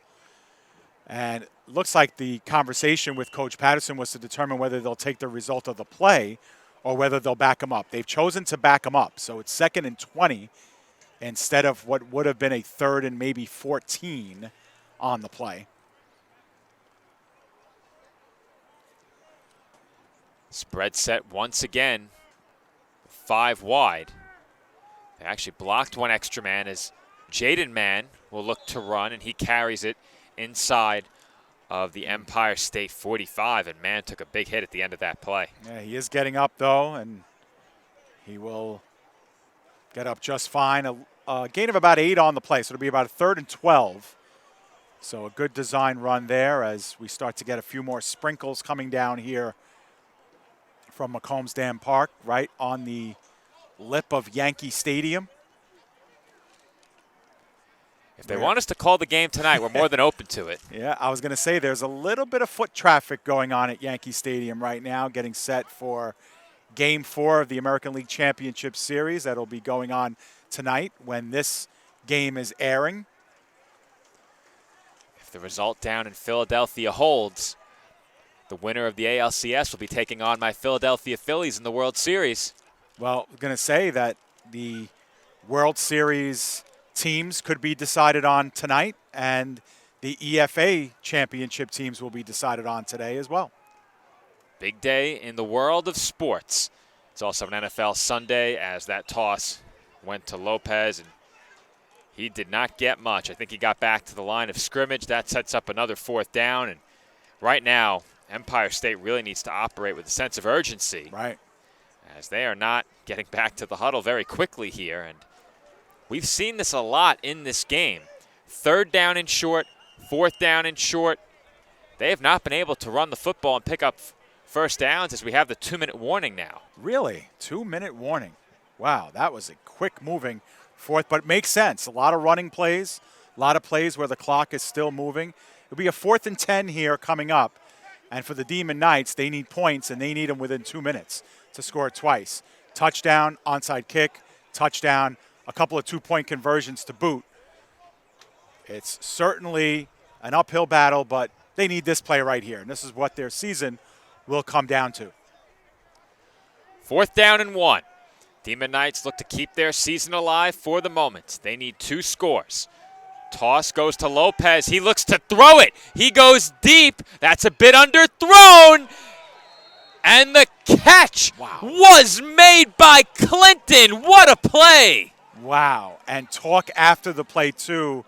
You wonder here, Joe, the flag did not come out, but Clinton very lucky to get away with perhaps a taunting call as he was standing over the defender, Henry Smith.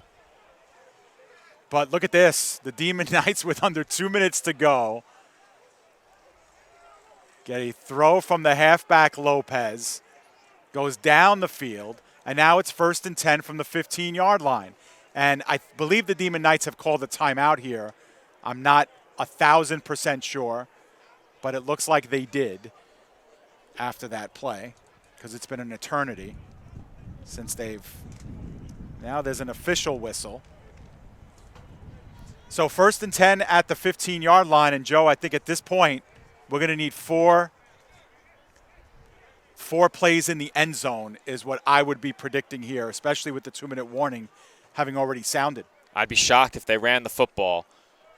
Assuming that timeout was called by Empire State, they have 2 remaining.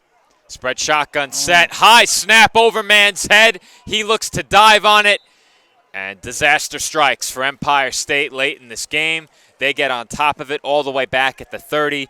And Dave, every time Empire State takes a step forward, they have taken 2 steps back. Unbelievable. I mean, unbelievable. There's no excuse for that late in the game, late in a season. This is a routine. This is a team that works out of the shotgun 50% of the time, at least later in the season. But that's a big, costly loss of 15 yards. It's not even so much the down at this point. Who cares? It may as well be 2nd and goal at this point, but it's the distance here. Now they're 30 yards away from pay dirt. And only 3 plays to get there, 2nd, 3rd, and 4th. The clock is still running, 10 seconds remaining on the play clock, so. Does Empire State have one more miracle in them? As Mann will throw deep, and he completes that pass to Clinton once again inside of the 10. It's coming back, Joe. Holding. And that might be the backbreaker for Empire State. If not that high snap, certainly that holding call. See if we can pick it up here. But it was made pretty definitively. It's close. It was close. I saw one jersey getting tugged. But the optics were not good. And now it's basically 2nd and goal from the 40 because they can still get a first down. They'll have to get to the 5-yard line. So officially 2nd and 35. But man, oh man, that's tough. This entire game has been really tough for Empire State offensively. They've had several big plays in this game that have set them up with scoring chances. And every time they've gotten anywhere near the end zone, things have spiraled out of control very quickly. As that's another poor snap. Mann will heave it down the field. 3 defenders, 2 receivers, and a one-handed grab on the interception. And that will seal this one as the Harlem Gators are headed to the EFA Championship. That might have brought the 4th quarter to an end, but nonetheless, the Gators come up with the INT. And I'm trying to get a look at who it was that grabbed that interception. And it looks like it was number 4, Henry Smith on defense, who makes the pick. And no surprise, he's a receiver with plays like that. And Henry Smith was the one who was burned on that halfback pass, Joe, that went down the field that kind of set things up at the 15-yard line as the Gators assemble by Coach D. They've been playing for him all season long, and they collect there at the goalpost. The game is officially over, Joe. This is final, 16-0. No shortage of big plays, no shortage of opportunities left on the table for both of these teams, and we're going to see a lot of great highlights that come out of this one. But final score, inconsequential, Joe, really, because what matters is that the Gators needed this game to get to the championship. A lot of people expected them to be there. They execute what they had to do. 16-0 is our final score, and they've punched their ticket. They'll await either the Pharaohs or the Bears. And that game is in progress as we speak. That game between the Bears and the Pharaohs got underway at 3 p.m. this afternoon. By the time this game airs tonight, we should know who the winner of that game was. If we do receive word, we will add a graphic into our broadcast displaying the winner of that game, but you will see it on your screen in just a moment. There it is. The Harlem Gators have advanced to the Elite Football Alliance Championship game. They await the winner of the game between the Pharaohs and the Bears. That game in progress as we speak. The championship game 1 week from today at Facina Field. On Sunday, October 30th, that game is scheduled to begin at either 2 p.m. or 3 p.m. if I'm not mistaken. They were leaning toward 3 p.m. And once that time is confirmed, you will see that posted to our Twitter feed and all of our social media accounts at the PDF Sports Network. You'll see those handles at the bottom of your screen over at Facebook, YouTube, Twitter, and Instagram. For those of you tuning in at our website, you can always visit us at pdfsportsnet.com. Our next broadcast will be 1 week from today. The Elite Football Alliance Championship, which will feature the Harlem Gators and the winner of the game in progress between the Brooklyn Pharaohs and the New York Bears. We will see you in 1 week. Thank you for tuning in. Once again, our final score, Gators 16, Demon Knights nothing. Harlem headed to the Elite Football Alliance Championship.